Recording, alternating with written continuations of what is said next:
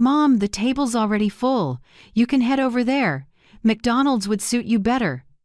My daughter-in-law's voice slid out light as a well-honed blade. She smiled and pushed the menu back toward the server. I stood still in the middle of the Copper Finch, the swankiest restaurant in this city, where my eldest son was throwing a promotion party. The clink of silverware on plates went quiet. The restaurant's warm lights caught the wine glass in his hand, glittering like an insult. I laughed.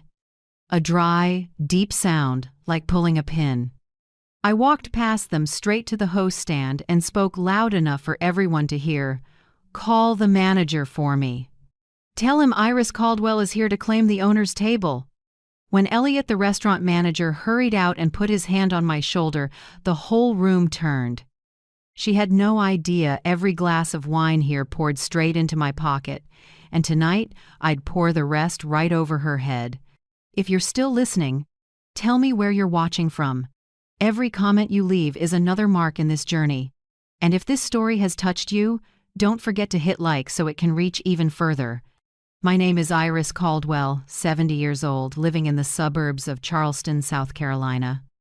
I've worked my whole life with cracked hands, from hotel room attendant at a roadside place to warehouse manager for a supermarket chain. I used to believe a mother's love could cover any wound, that if I sacrificed enough, the kids would understand. But life isn't a fairy tale. I lost my husband early, lost my youth to overnight shifts, and in the end, lost the respect of the very children I raised. People saw a skinny old woman in worn-out shoes, but they didn't know that under this wrinkled skin is a woman who survived on grit, brains, and a secret big enough to buy my dignity back. I still remember the moment my daughter-in-law Aubrey's eyes shifted from triumphant to frozen. She sat there, in a room shimmering with candlelight, her smile stuck halfway on red lips. Beside her, my eldest, Grant, cleared his throat. He looked around, trying to act like nothing was happening, but I could see the way. His jaw locked, his hand whitening around the wine glass. Next to them was Mason, my younger son, head down like he wanted to disappear, and his girlfriend, Tessa, darting her eyes around, unsure where to place herself in the storm about to break. I went straight to Elliot, a man in a black suit, eyes bright behind his glasses. He bowed slightly, his familiar, respectful smile in place. "Mrs. Caldwell," he said, "so good to see you. Your table is ready." The room fell silent. I could feel dozens of eyes on me, half surprised, half disbelieving. I tilted my head and smiled. "Good. I think I'll sit at the center table tonight. The light's better there." Elliot nodded immediately. "Yes, ma'am, owner." That word owner dropped into the air like a stone into a still pond. I heard the whispers ripple out. Grant stared at Elliot, then at me, like he'd just realized the mother he'd always thought was a poor old woman was someone entirely different. "Owner," Aubrey repeated, her voice trembling, eyes locked on me. I answered with a calm smile. "Oh, you probably didn't know. This restaurant belongs to Caldwell Holdings, and I'm the controlling shareholder." I paused, looked her straight in the eye. "So if I want a seat here, trust me, no one will dare say no." Elliot led me to the largest table in the room, white linen, candlelight glinting off crystal. I sat down slowly and set my leather purse on the table. When the server poured wine, I turned and smiled toward my son's table. "Please send a bottle of Chateau Margaux 2010 to the table over there," I said. "Consider it a gift to mark this memorable family evening." The server nodded, and I watched the color drain from Aubrey's cheeks. The whole restaurant went pin-drop silent, with only soft jazz floating through air tight enough to snap. Grant stood, pulled out his chair, and walked toward me. He tried to lower his voice, but I heard every word. "Mom," he said, "what are you doing? People are watching." I looked up, my calm so steady it threw him off balance. "It's all right, honey," I said. "They're just learning a small lesson. Never belittle the person who taught you to stand up straight." He clamped his mouth shut and glanced back at his wife. Aubrey bit her lip, forcing a smile, but I saw her hands shaking. Mason sat petrified, and Tessa only tilted her head, eyes full of sympathy, whether for me or for them, I couldn't tell. When the appetizers arrived, I glanced at Elliot and gave a small nod. He understood, signaling staff to set up 2 side tables near me. I opened my purse and took out my phone and a thick envelope.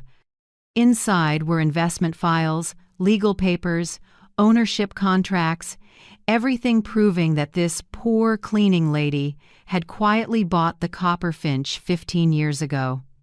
I hadn't planned to show it off, but tonight was different. Tonight I wanted them to see the woman they'd looked down on no longer needed their approval. I tapped my finger lightly on the table, cueing Elliot. He stepped to Grant's table and spoke loud enough to carry. "Mr. Grant, per Mrs. Caldwell's instruction, tonight's entire bill will be covered by the house. Congratulations on your promotion at this property owned by your family." A few soft laughs rose from nearby tables. I didn't turn around, I just lifted my glass, brushed it to my lips, and said quietly enough for Elliot to hear, "Nice opening." He bowed his head. "Would you like me to prepare the documents?" I nodded. Let them know tonight comes with a main course and the truth. I looked around the room, men in suits, women in silk dresses, light sliding through their wine glasses. All of it so familiar to me, because I'd chosen every detail with Elliot when we designed this place. The dark wood, the jazz, the lighting that flatters without flaunting.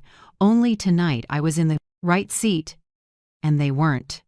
I watched Aubrey try to look composed, taking a sip of wine, but her hand was shaking so badly, a few red drops flecked the tablecloth. Grant leaned in, whispered something, and they both stood, ready to leave. "I don't think we're done, son," I said, voice low but clear. "You invited me here, and now you plan to walk out of a dinner your own mother owns? That's rude." Grant stopped and turned back, his face flushed. I saw his eyes flicker between anger and shame. "You don't need to make a big scene, Mom," he murmured. "We can talk in private." "No," I said. "You chose to humiliate me in public, so I'm choosing the truth as our witness." No one said another word. Aubrey stared down, fists clenched around her purse straps. Mason looked from me to his brother, clearly wanting to speak but lacking the nerve. I looked at all 3, the children I'd stayed up nights for, covering every meal, every tuition payment, every medical bill, and saw something painful but crystal clear. Unconditional love had turned them into ingrates. Elliot returned and handed me another envelope. Inside was Caldwell Holdings' quarterly report and the list of shares in other properties, hotels, cafes, even the buildings they were renting. I set the envelope on the table and laid my hand over it. "Elliot," I said, "I think it's time. Get the files ready. I want to announce ownership to the press, right here at this table." He bowed. "Yes, Mrs. Caldwell." I looked back at my sons, took one last sip of wine. "I didn't come here to eat dinner," I said calmly. "I came to reclaim the dignity you took from me." The room seemed to freeze. Aubrey looked up, eyes wet, but before she could speak, I set my glass down and smiled slightly. "Now," I said, "let's see who really doesn't belong here." That night, as I walked out of the Copper Finch, I knew one thing for certain. The role of gentle mother had closed.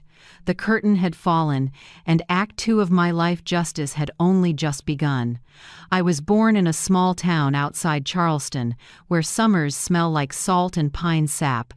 My life, simply put, is a string of years carried by cracked hands and a stubborn belief that endurance is the only way to be loved. I married at 27 to Harold Caldwell, a quiet mechanic who loved me with a plain, sturdy kind of love. We didn't have much, but enough to believe happiness could be built if we worked hard. Then, one March morning, he went to fix a car for a friend and never came back. A highway accident. And within minutes I became a widow at 33 with 2 children. Grant was 8, Mason was 5. No insurance, no savings, just 2 kids, and a rental house tucked between old warehouses. I remember the first day I knocked on doors for work. People looked at me, a small woman with a face still swollen from crying, and said, "We just need a room cleaner, no degree required." I nodded. That was my first job, and the one that shaped my whole life. Housekeeping at a motel off the highway, where the rumble of semis ran through the sleepless nights of those with no other choices. I did that for 25 years. 25 years breathing bleach, bending over cold tile floors, washing sheets soaked with strangers' sweat. In winter, my hands cracked from chemicals. In summer, my back hurt so much I had to hold my breath just to bend and pick up a dime. But I didn't complain. Every morning I got up at 5 a.m., made instant coffee, set out cereal for the kids, and asked a neighbor to watch Mason. At night I came home, cooked the simplest dinner, listened to Grant's school stories, and put Mason to sleep with worn-out tales about the father they barely remembered. I thought I was strong until the day my mother had a stroke. The hospital demanded a deposit of $5,000, and I had only $600. I called everyone, new churches, odd jobs, friends, but no one had it. By the time I scraped the money together, she was gone. I remember sitting in the hospital hallway, the bill shaking in my hand, and swearing to myself, from now on, money will never decide my dignity again. After that, I started paying attention to numbers. At the motel, there was a long-term guest, Samuel Green, a retired accountant. He'd sit and read ledgers, mumbling tax notes like he was talking to himself. I picked up a few tricks. I asked questions. He laughed. "You want to learn? Sit down." So every night after I finished rooms, I sat with him and learned how to record expenses, calculate profit, and read a basic balance sheet. It was the first time I saw the world through numbers, not just sweat. I began keeping books for myself. Every tip, every spare dollar I made had a line in a small, cracked leather notebook. I logged how many rooms I cleaned, how much I spent on the kids, and always kept a little column called Future. At first, it was a few dollars a month, then a few dozen, then a few hundred. When it grew enough, I put it into municipal bonds, safe, low risk, slow but steady. I told no one, not even my children. One night, while I was wiping down the front desk, a man a bit younger than me walked in Elliott Park. He rented a space for a small late-night coffee shop about to open. He asked, "Want to pick up an overnight cleaning shift? I need help." I said yes, not for the money, but out of curiosity. His cafe stayed open all night for truckers, students, and insomniacs like me.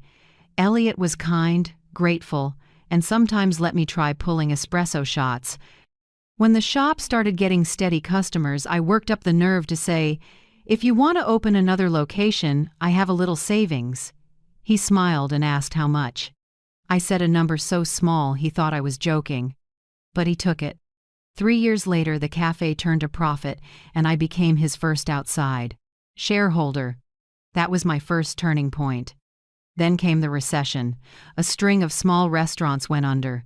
People ran, dumping equipment, leases, licenses. I remember Elliot saying, "Smart folks get scared.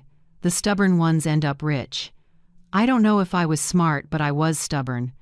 I used my savings to scoop up what others feared: old kitchens, busted bars, bad leases in average locations.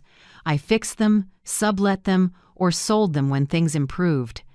Piece by piece, with caution and patience, it became something bigger. Elliot said, "You should form a company." I shook my head. "I'm just a cleaning lady." He laughed. "Then let them think that." And so Caldwell Hospitality Holdings was born, a shell company with me as controlling shareholder and Elliot as the public operator.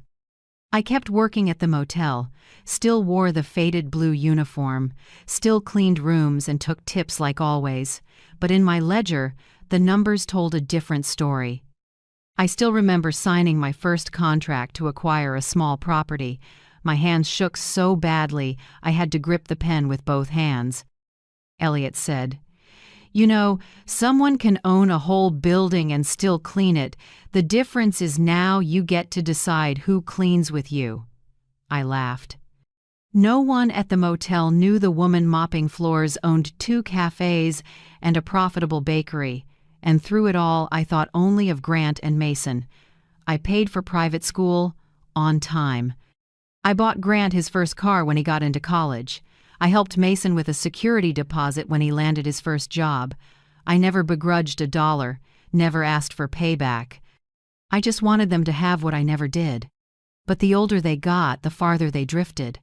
When Grant started dating Aubrey, a woman who spoke like she was judging the world, I saw something in his eyes.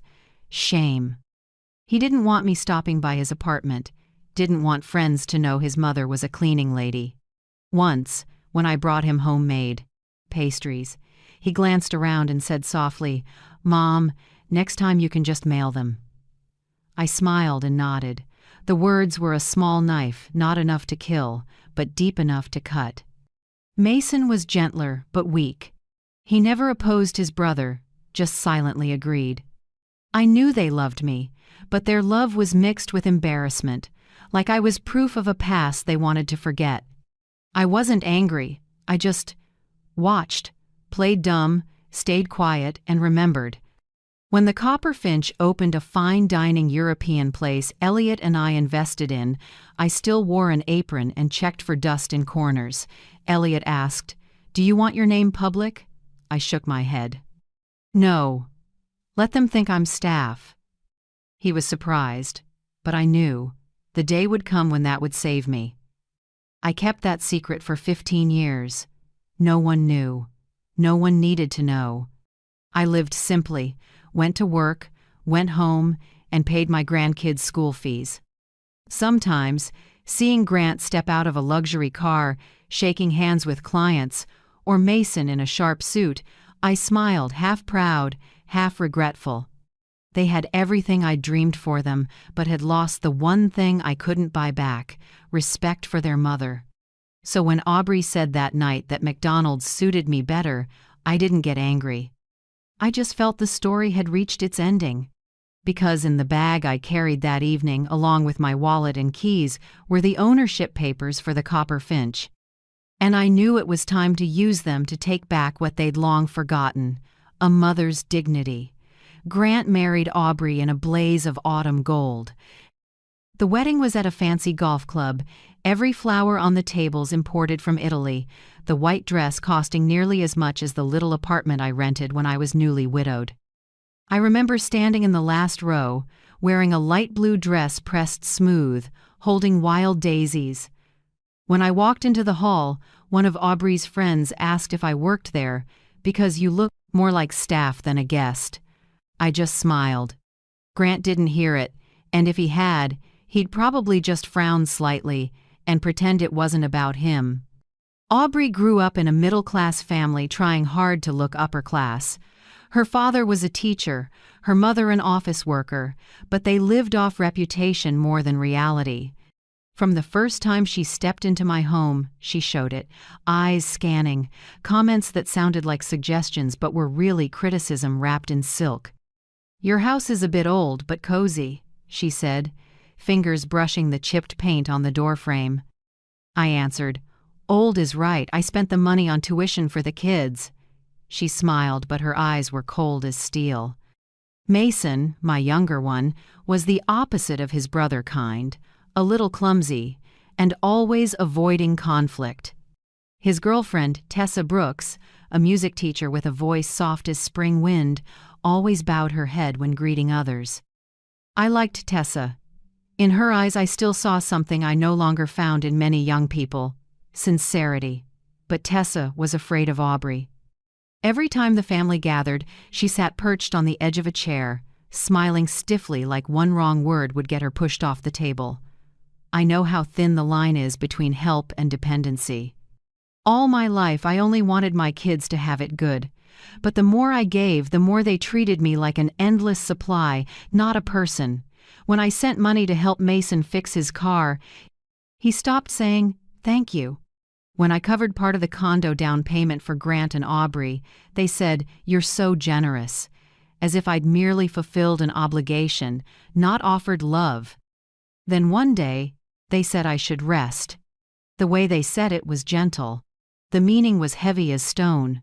"Mom, Aubrey and I have been thinking," Grant said one Sunday afternoon. "This house is too big for you. You're alone, no one to help. We just want you to be safer." Aubrey added, voice smooth as butter. "There's a new assisted living center, very nice. Shared kitchen, cleaning staff. You wouldn't have to work yourself anymore." I sat and stirred my tea. In my chest, the words they used pricked like tiny needles. Too big, alone, safer, shared kitchen, all just different ways to say the same thing. "You make us ashamed." I asked slowly, "What are you more afraid of, me falling down the stairs, or me walking into your party in an outfit that doesn't match the red carpet?" Aubrey gave a thin smile, glanced at Grant, then said, "Please don't take it the wrong way. We're only thinking about you." I nodded. "Right, I get it." I didn't argue. I just wanted to see what they'd do when I stopped giving. The next week, I lost my job. In truth, I quit on purpose, using layoffs as the excuse. I told no one. I wanted to run a simple test. When they think I have no income, how will they react? A week went by. No one asked if I was okay. On the 8th day, Grant texted, "Mom, I found a few great places. Close to us, very clean assisted living, friendly staff. I'll send you the links. You'll have friends your age, less lonely." I read it and smiled sadly. Right after came Aubrey's text. "Mom, I know you love to cook, and they have a shared kitchen there. You can make your favorite dishes for everyone. That lifestyle really fits you." A minute later, Mason called. His voice was small, like he was afraid of what he was saying. "Mom, I think he's right. You live alone, we worry. They have caregivers there, and we'd feel better." I wasn't angry at Mason. He's just weak. I was angry at the indifference baked into how they talked. Not one person asked, "Do you want to?" All I heard was, "We think." I didn't answer right away. That evening, I sat at the dining table staring at 2 empty chairs. One was Harold's. The other used to be Grant's when he was little. I remembered my 10-year-old, still calling me Mommy, holding my hand on the way to school. I remembered Mason, always scared of the dark, needing to sleep in my arms. Where did those children go? Who taught them that convenience matters more than family, and that the woman who gave them life can be arranged out of the way? My phone buzzed. A new message. "Tessa. Miss Iris, I'm sorry. I shouldn't have stayed quiet when they said those things. I know they didn't mean well. I just didn't know what to do." I stared at the shaky words and, for a moment, I saw that young woman again, with the gentle smile and helpless eyes. I didn't blame Tessa. At least she still had a heart. I picked up my phone and hit record. When Grant called back to go over details about assisted living, I let the recorder run. When Aubrey sent more links, cheaper places that are still clean, I saved those too. I didn't know exactly how I'd use this evidence, but my gut said, keep it. The next day, Mason stopped by with a fruit basket. He tried to act cheerful, but his eyes kept sliding away. "Mom, I know you're upset, but I thought about it, and he has a point. Living alone isn't good for your health." I looked at him for a long time, then asked one question. "Have you ever thought about your own son saying that to you someday?" He dropped his head. No answer. That night, I opened my laptop and replayed every recording.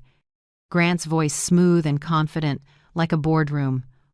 Aubrey's soft but cold. Mason's timid, afraid. I listened over and over until my tears dried. Then I closed the laptop and wrote one line on a small piece of paper. "If you choose to sell your mother cheap, I will reprice you." I folded the note and tucked it into the notebook where I used to log every tip, Just like when I rebuilt my life after losing everything, I knew it was time to start another plan. But this time, not to make money, to take back my own worth.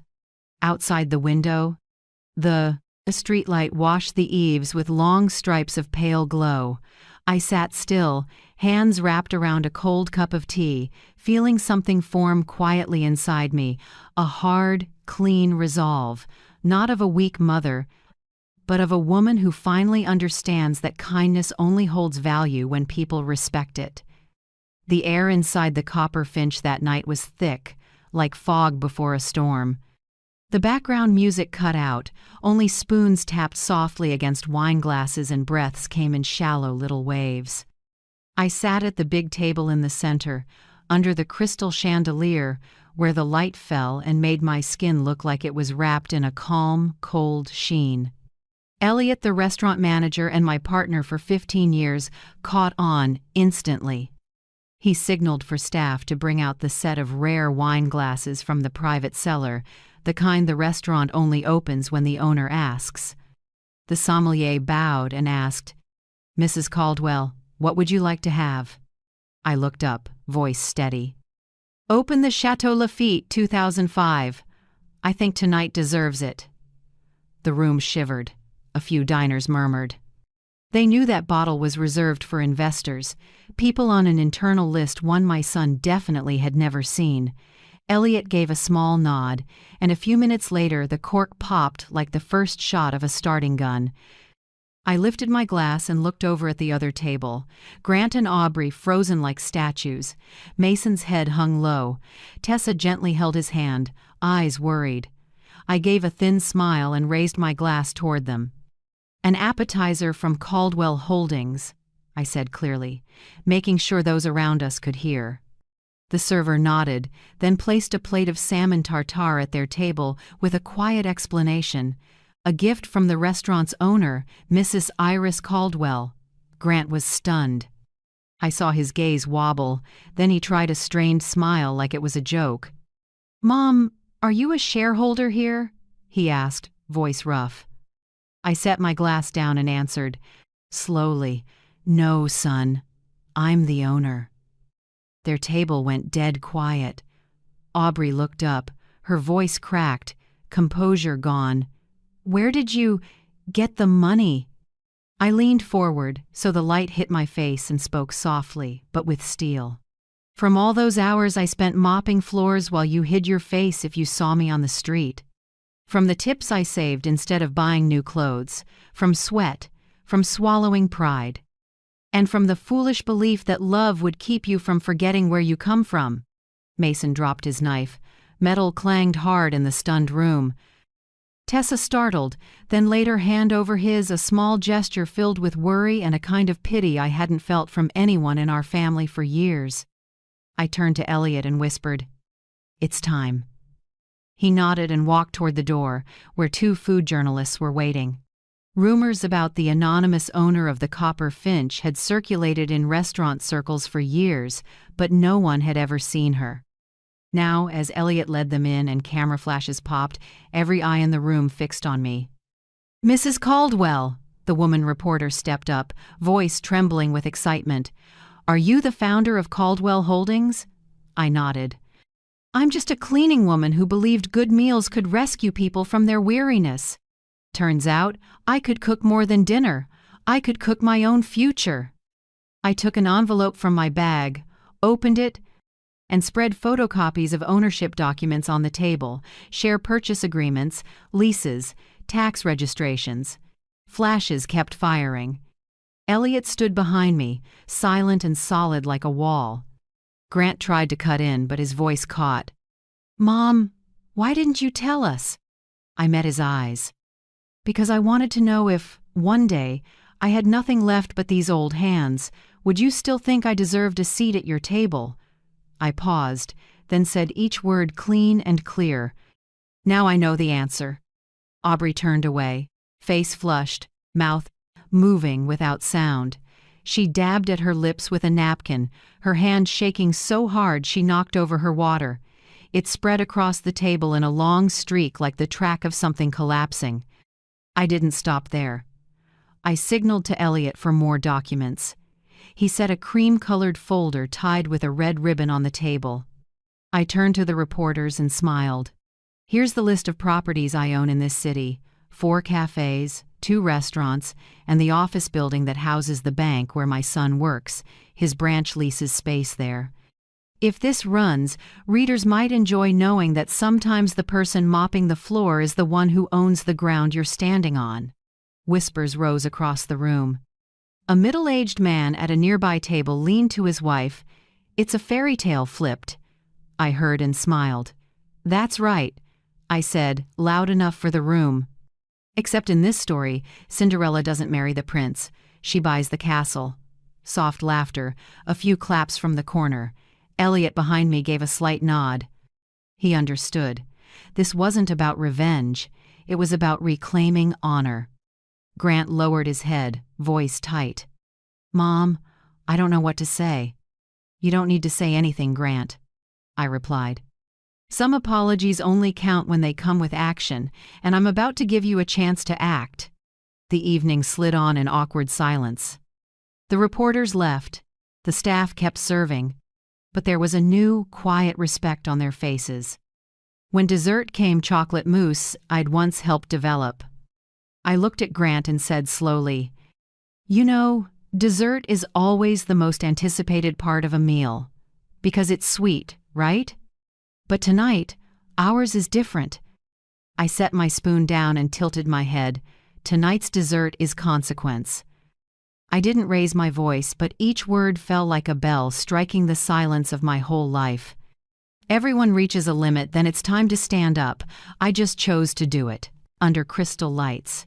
What about you? Have you ever had a moment like that? If you have, I'd like to hear your story in the comments. Someone out there might need to know they're not alone. No one spoke. Grant went rigid. Aubrey bit her lip.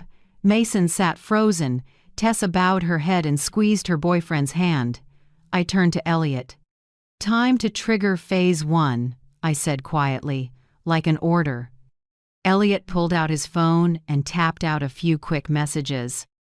I knew that Simple Motion sat on months of preparation, transfer papers, asset freezes on things I'd guaranteed for Grant, and covenant clauses on the Caldwell brand. Grant still didn't get it. He looked up, forced a laugh. "Mom, are you threatening us?" I answered softly. "No, I'm simply taking back what's mine. Like you clearing plates after washing dishes, I'm just clearing my life." A few guests left, but most stayed. Something in the air made them unwilling to miss it. They were watching a real play, where the nice mother costume came off and the woman they'd underestimated stepped onto the last stage of her life with her head high. Elliot returned and murmured, "It's done, Mrs. Caldwell.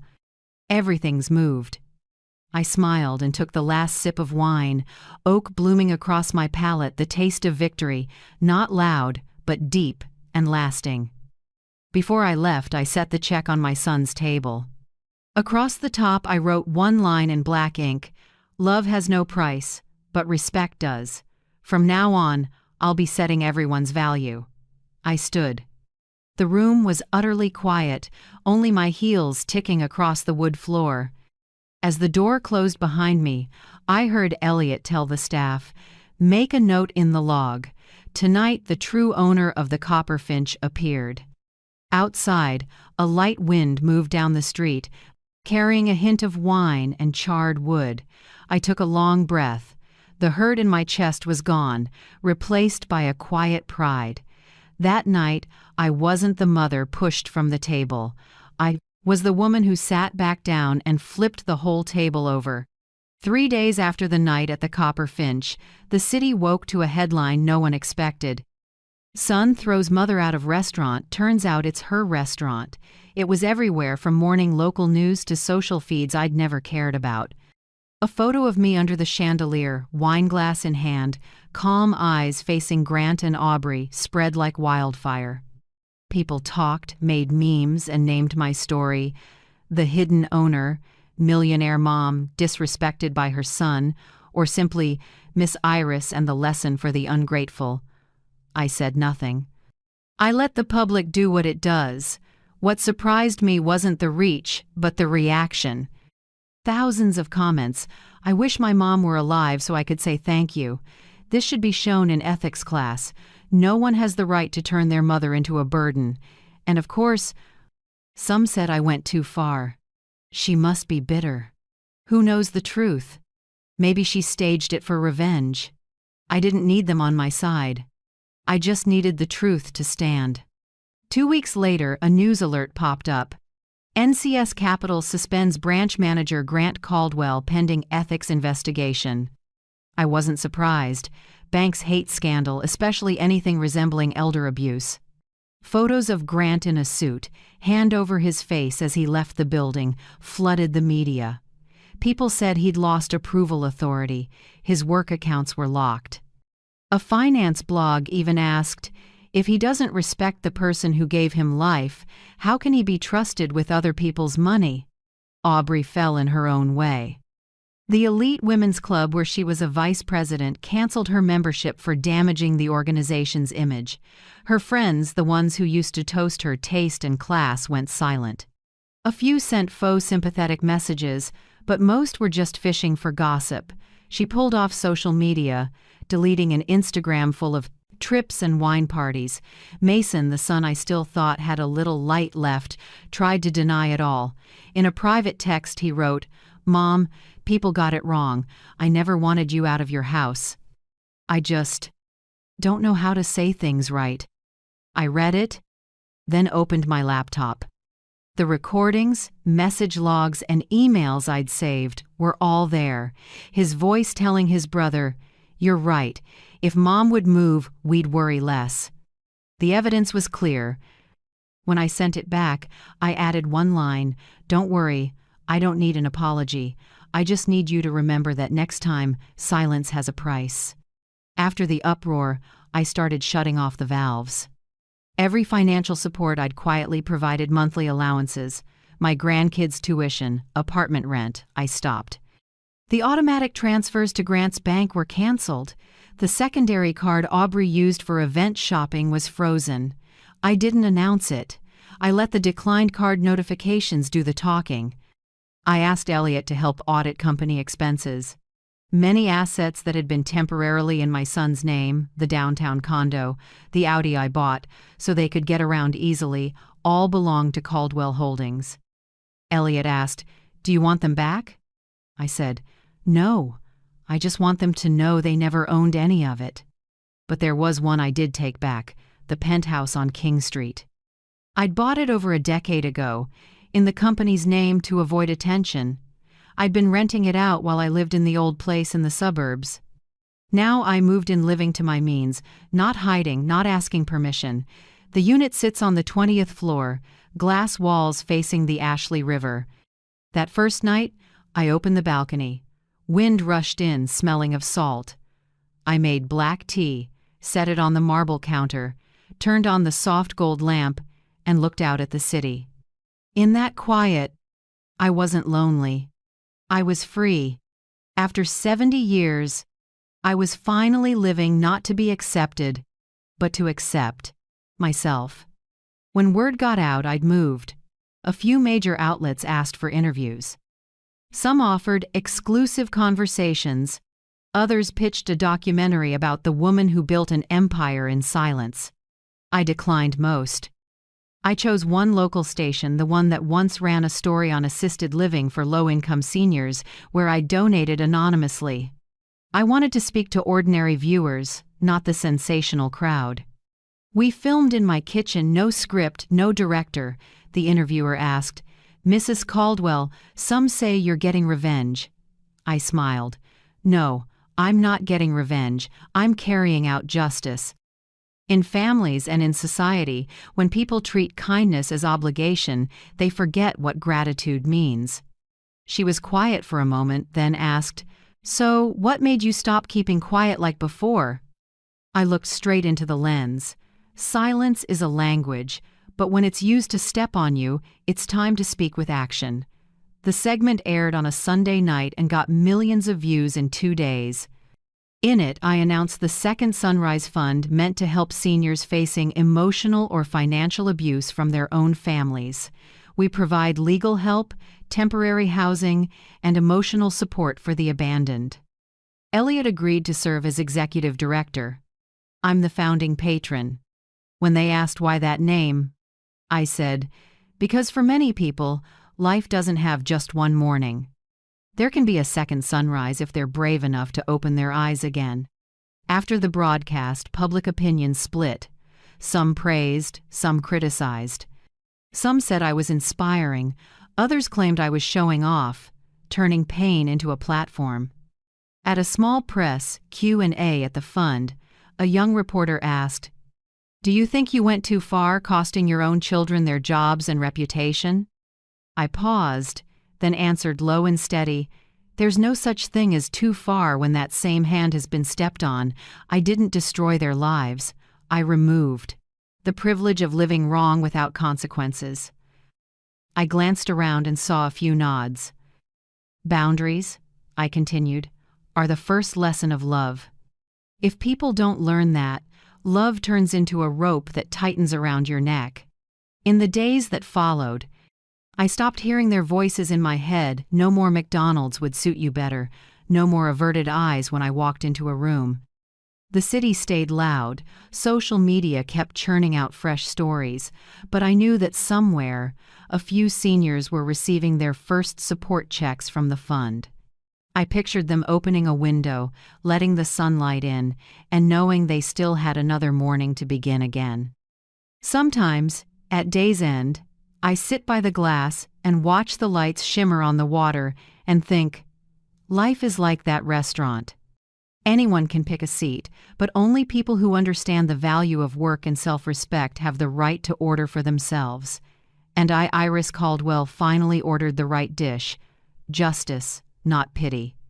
A month after the headlines cooled, I sent invitations to all three of them, Grant, Aubrey, and Mason. Not a dinner invite, not a call for reunion. It was an internal civil summons, a working session with both sides' attorneys, in a private conference room on the third floor of the Copper Finch. No camera lenses, no online audience, just four walls, a few glasses of water, and air thick as a verdict. Elliot sat at the head of the table beside me, a stack of files in front of him. Across from us, Grant and Aubrey were neatly dressed, but the gloss was gone. Grant's suit no longer looked custom. Aubrey's dress looked like a rushed sale rack buy. Mason sat between them, head down. When they walked in, I didn't stand. I just checked the time. 10 o'clock sharp. "Thanks for being on time," I said evenly. "We're here to talk about debt." Grant drew a breath. "Mom, I've lost my job. I've lost everything. What more is there for?" "Thank you to take."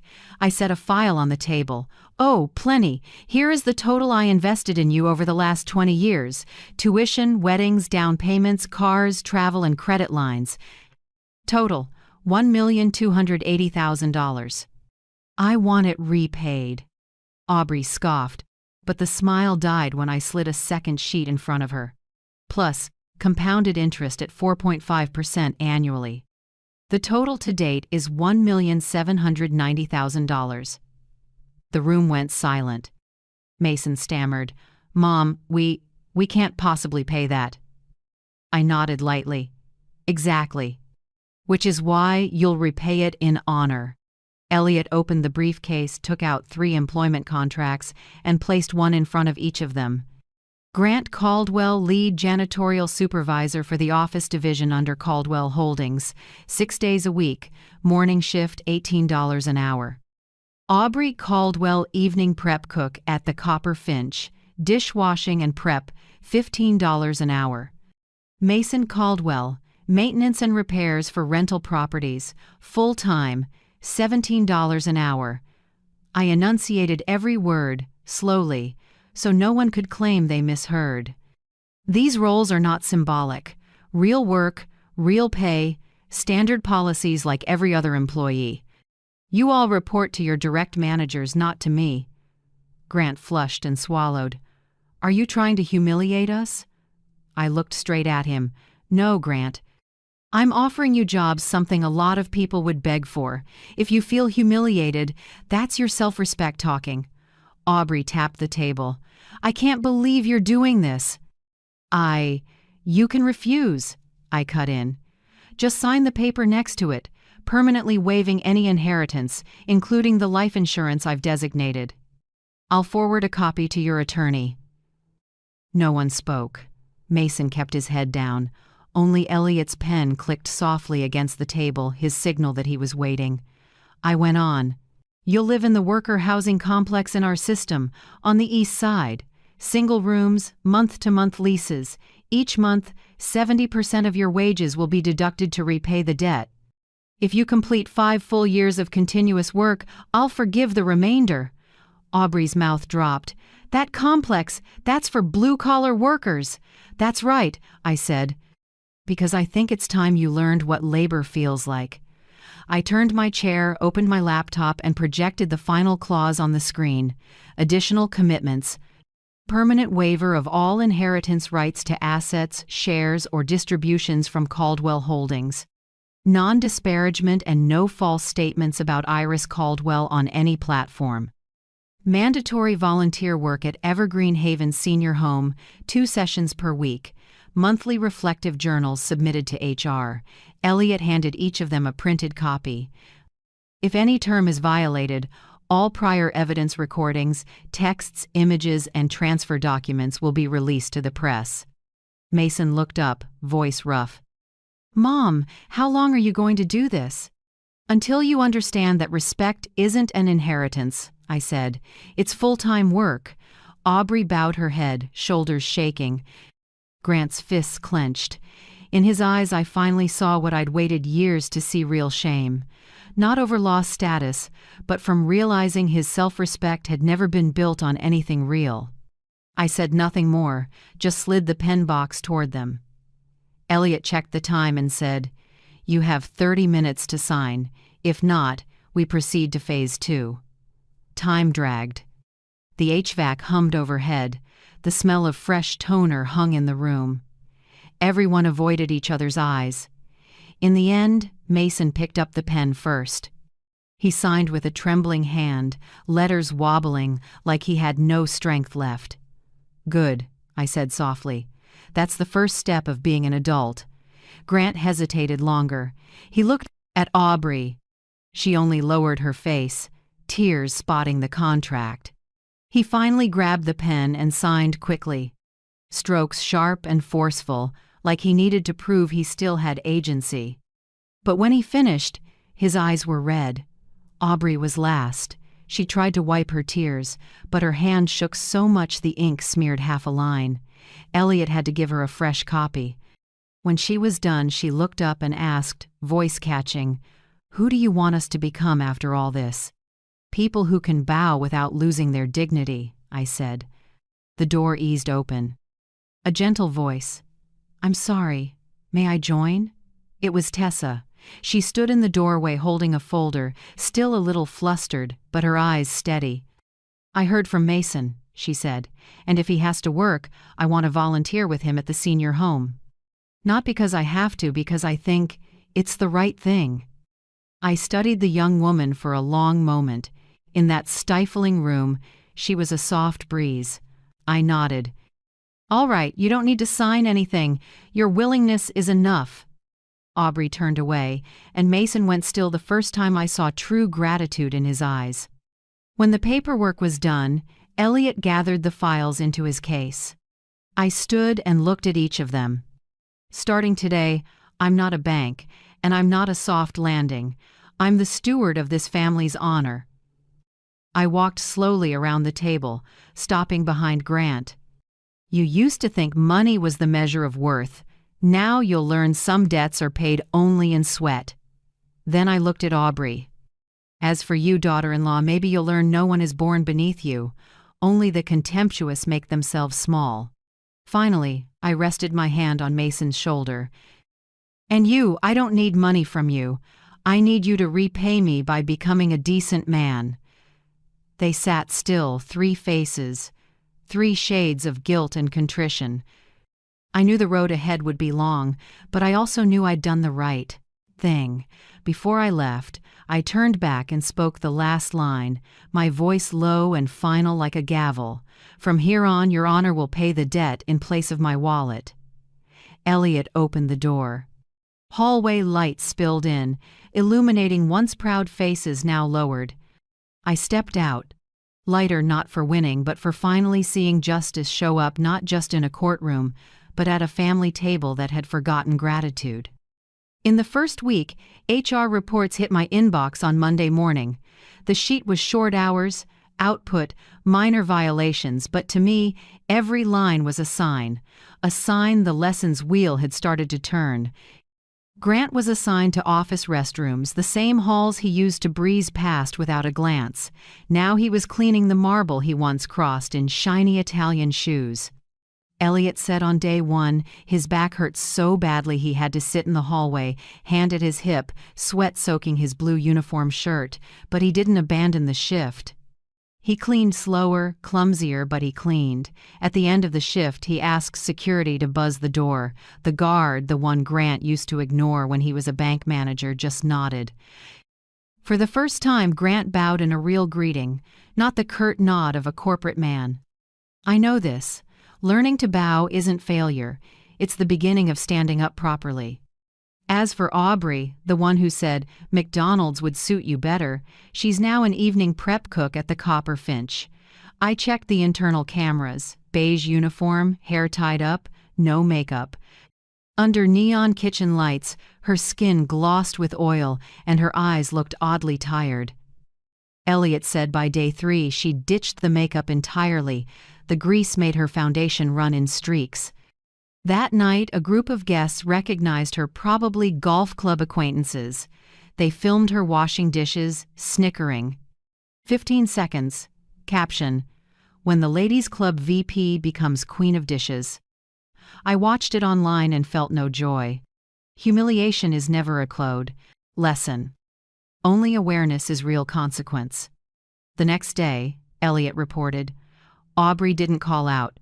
She arrived early, stood by the head chef, and learned portioning. She asked about shrinkage rates and wrote careful notes in a worn notebook.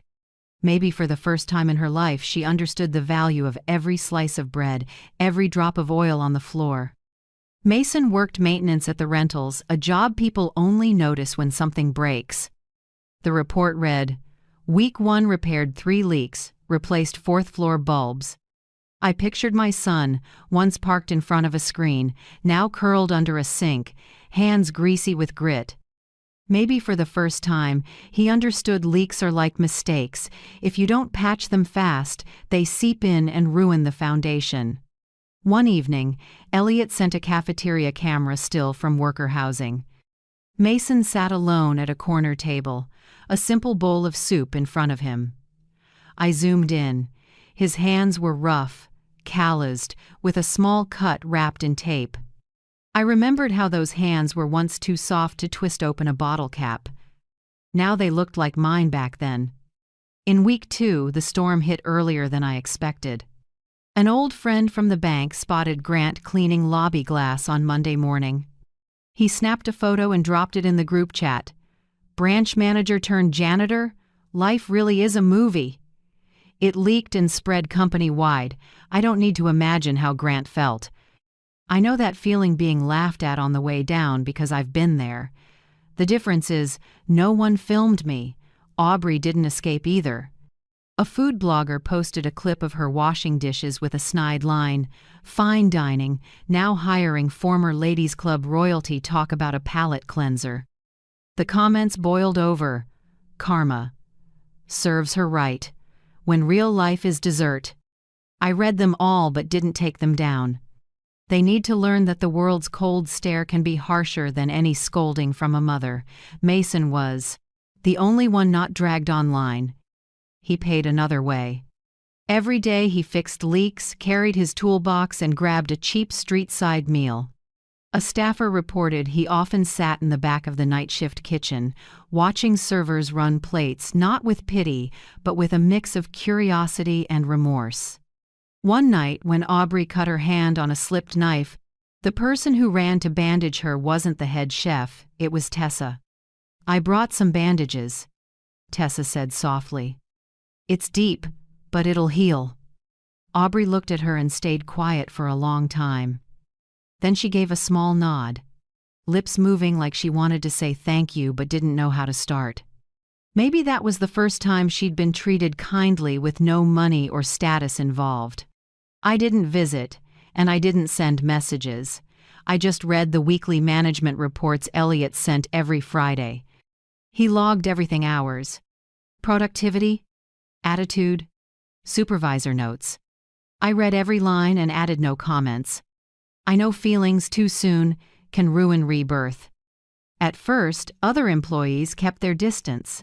Then they began sharing night shift survival tips. Use vinegar to cut grease smell on your hands. Double knot trash bags to keep rats out. Share water when the heat gets bad. Small, ordinary things, but through them, my kids started learning the language of humility. By week 3, the air changed. Grant started greeting the guards by name, asking about their shifts. In his report, he wrote, "Didn't realize glass work could be this tiring. Now I get why people need a mid-shift break." Aubrey's HR journal was brief. "I thought I knew management. Turns out the first skill is listening. I'm learning to be quiet." After each repair, Mason left a note. "Pipe fixed. Thanks for the coffee. M." Staff pinned those slips to the internal board, reminders of small kindnesses. One morning, Elliot set a fresh report on my desk and smiled. "The gears are turning the right way, Iris." I looked out the window at the Ashley River flashing in the sun. "Right way isn't enough," I said. "They have to make the full turn." Elliot understood. He nodded and slipped out. I stayed with the files, feeling both calm and tender. I wasn't gloating. I was seeing the miracle of sweat, the thing people call dirty, but that washes away illusions. Outside, the sun was high. Somewhere in that light, my 3 children were still bent over their work. And I knew, slow as it was, late as it came, they were finally relearning how to be human, beginning with the calluses on their hands. Silver Pine's home sits on the city's northern edge, tucked in low hills of pine. That's where I chose for the 3 of them and Tessa to do their twice-weekly volunteer shifts. It's not too sad, but quiet enough to be a mirror. White-painted windows, weathered wooden benches, and the faint antiseptic smell, all of it makes an air only those who have grown old, who have waited, can truly understand. I didn't go with them. I read the weekly reports and journals, but Elliot, who often checked in, told me more than any line of text could. He said in week 1. Grant walked in fidgeting, like he was out of place. He wore his company uniform shirt, still crisp with the trace of expensive cologne, but when he saw Miss Renee in a wheelchair by the window holding an old photo frame, he stopped. "My daughter says she'll visit every spring," Miss Renee said, voice thin as thread. "It's been 3 years. I guess she's busy." No one answered. Grant just sat and looked out the window where pine needles fell in soft layers. Maybe in that moment he realized a mother's silence can last longer than winter. After that, he brought a chessboard. He played first with Mr. Hector, a retired math teacher, thin, sharp-eyed, voice like a blade. Elliot said Grant lost the first game clean. "Mr. Hector smiled kindly. "You're probably better at mopping than chess." Grant chuckled and scratched his head. Mr. Hector added, "Winning doesn't matter here, but don't keep your head down when you lose. Sometimes you have to look up to see the next move." It was the first time Grant lowered his head, not from shame, but to listen with his whole heart. Aubrey was assigned to the kitchen, preparing breakfast and dinner for nearly 50 residents. Simple work, but it takes care and patience. No fancy dishes, no banquet tables or crystal, just oatmeal, vegetable soup, and soft bread. On day 2, she made the oatmeal too thin, and Miss Margaret frowned, said it was bland. Aubrey went home, read recipes, tried again. Next morning she came an hour early, adjusted the porridge to individual portions, added a touch of almond milk and honey, fragrant but not cloying. When she served it, Miss Margaret tasted a spoonful and nodded. "Now that's good. You've got good kitchen hands, dear." A simple compliment. But Elliot said. Aubrey stood still for a few seconds, eyes pink.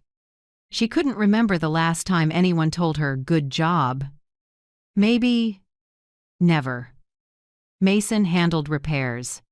He swapped bulbs, tightened door hinges, patched pipes, small, repetitive tasks that demand patience. One afternoon, while he was on a ladder changing a hallway bulb, an elderly woman shuffled over and put a hand on his leg. "Thank you, son," she said, voice trembling. "Without the light, I fall all the time." Mason stopped. He looked down at her kind, wrinkled face, and in that moment the word son rang like something he'd lost. He smiled faintly, eyes wet. That night he wrote in his journal, "If Mom were here, what would I do differently? Maybe just listen instead of fix." Tessa, as usual, went with Mason. But she didn't just help him.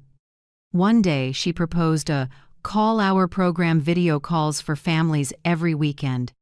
"Not everyone can come," she said, "but at least they can see each other, even if it's only through a screen." The idea was approved, and Grant himself was the first to show Miss Renee how to use the phone. When her daughter's face appeared on the screen, probably in another city, buried in work, she burst into tears. "Is that you, honey? I thought you'd forgotten me." The staff recorded the video and shared it on social media. Within days, it spread everywhere. Thousands of warm comments poured in, and many people started visiting their loved ones more often. I watched that clip on a small screen, my heart both warm and aching. In the fourth week, Silver Pines had a sad night. Mr. Hector, the one who played chess with Grant, passed away in his sleep. Peaceful, as a chess game halted mid-move. When Elliot called to tell me, I was silent for a long time. I knew that death would leave a mark not just in a medical file, but in the hearts of the young people who were just learning to cherish presence.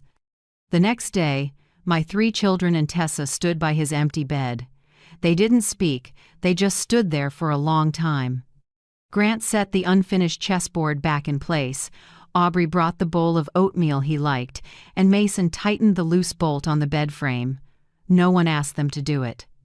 But small acts were their way of saying goodbye. That evening, they returned to their shifts, fewer words, steadier work. No complaints, no excuses. Only the sound of running water, the scrape of brooms, and even breathing in the quiet air. Elliot called me, his voice low. Maybe they've started to understand the price of absence. I didn't answer. I just opened the email with 3 small attachments, their individual reflection journals. I read in silence. Grant wrote, "When Mr. Hector blundered a piece. I went to fix the board, but he said, 'Don't. Leave it.' In life, you don't have to correct every bad move. Maybe you thought the same when you watched us mess up in silence."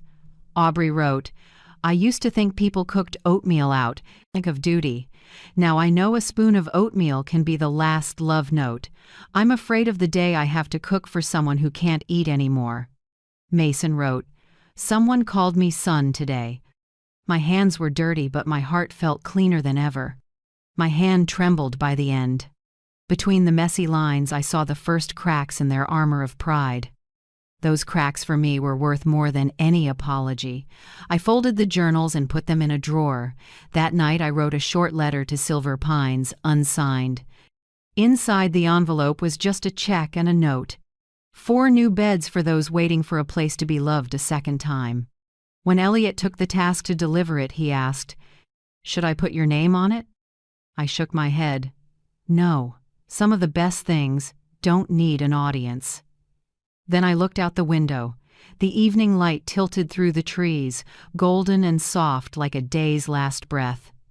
I thought of silver pines, of the souls who had lived, the hearts learning to love, and my children now quietly becoming human again amid antiseptic air and the gentle laughter of old age.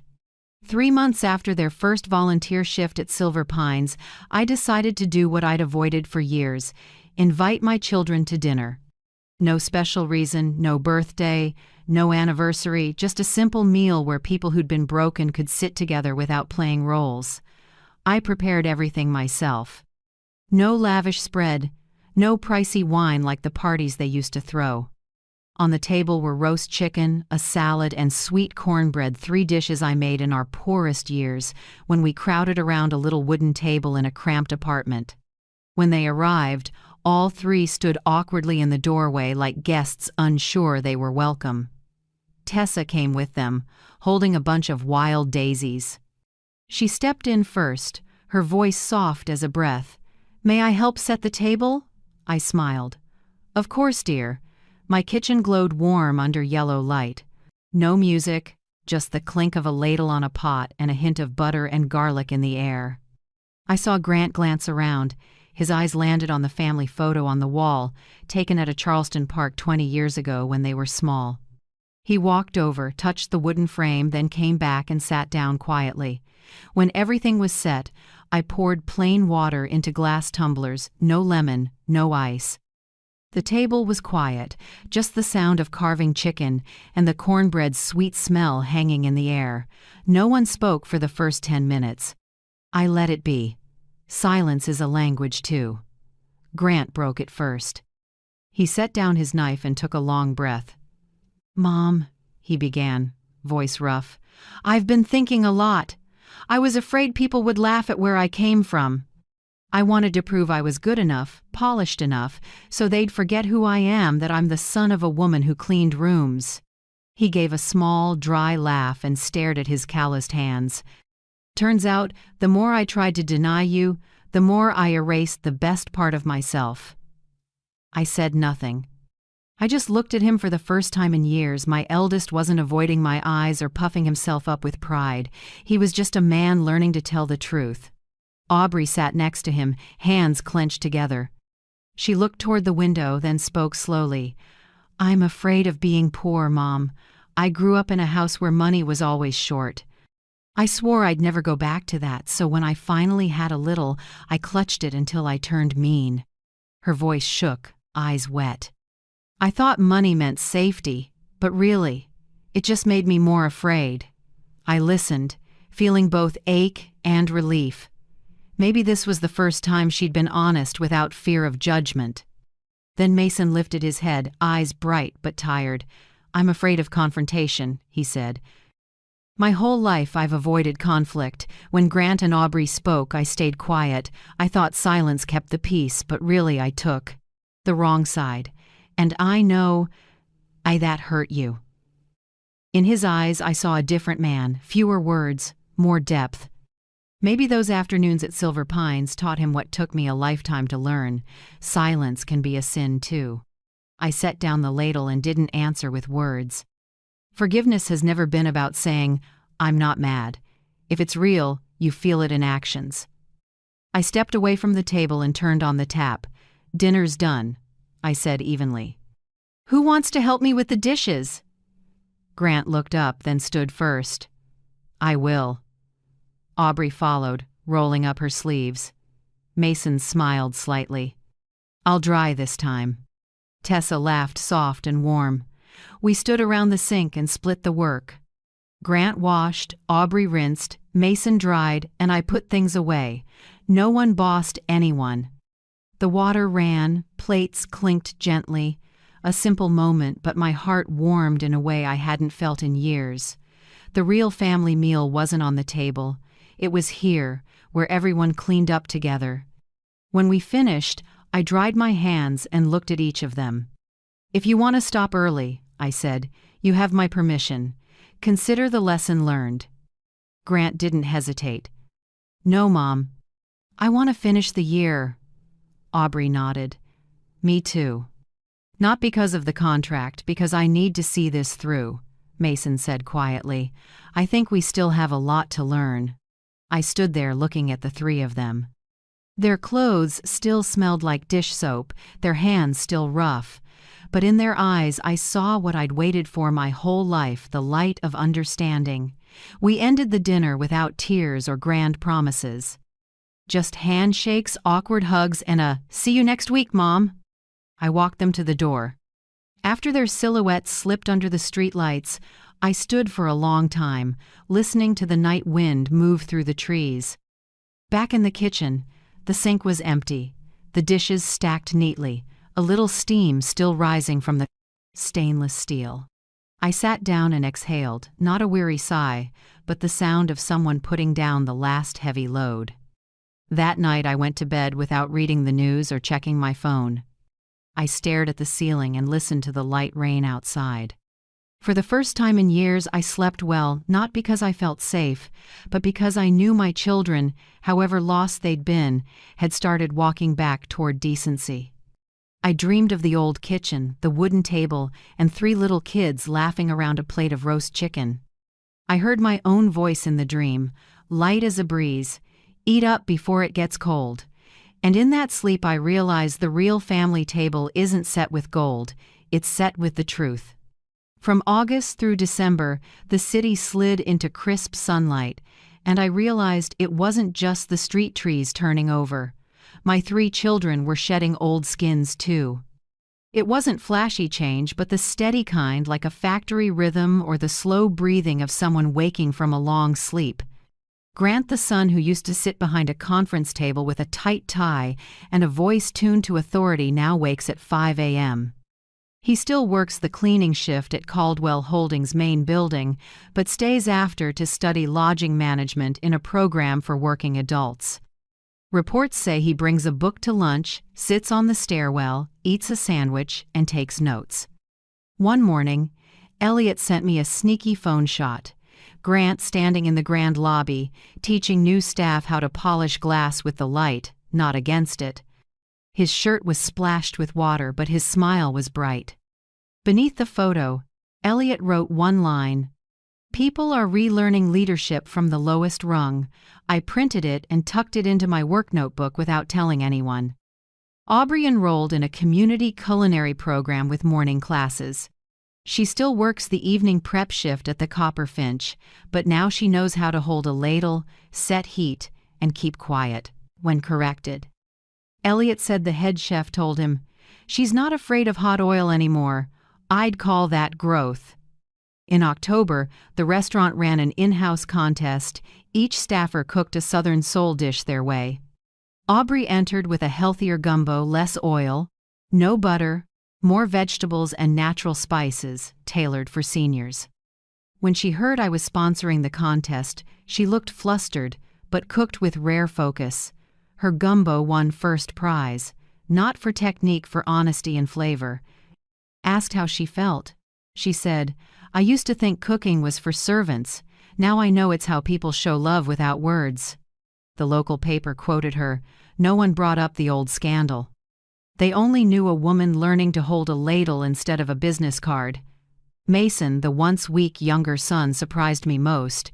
His maintenance work now extends beyond worker housing. He built a standardized maintenance log, step by step for every device, with QR codes so staff can scan and timestamp completions. Elliot printed the plan and rolled it out across all Caldwell Holdings sites. Elliot said, "I've never seen him this confident. He doesn't keep his head down anymore unless he's measuring a pipe." In November, a resident in a high-rise he oversees gave him a hand-drawn sketch of a new streetlight, one Mason installed, casting just enough glow for seniors to walk safely at night. Under it was a scrawled line, "Thanks for making my block safer." Elliot brought the drawing to my office. I studied it and smiled.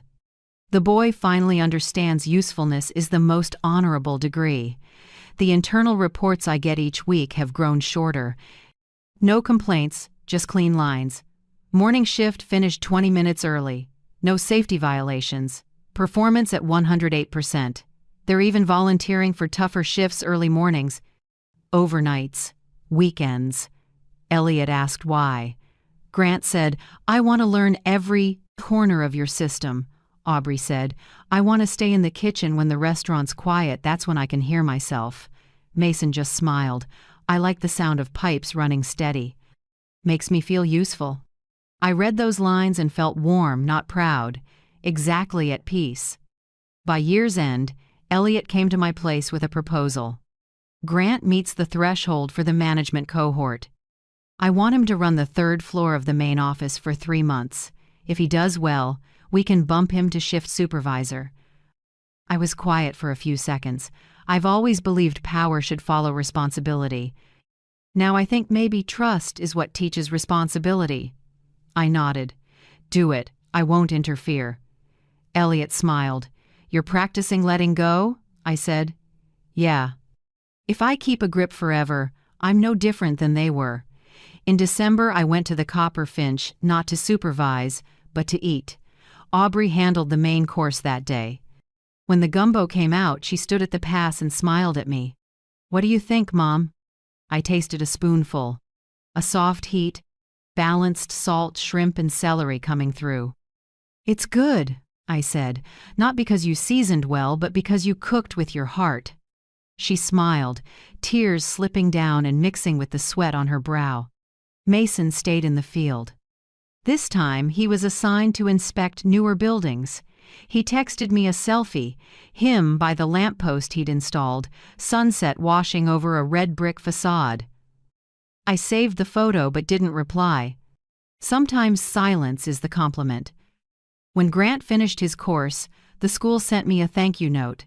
Said he was one of their most diligent, collaborative students. At the end was a line, recommended for an internal scholarship for the advanced level.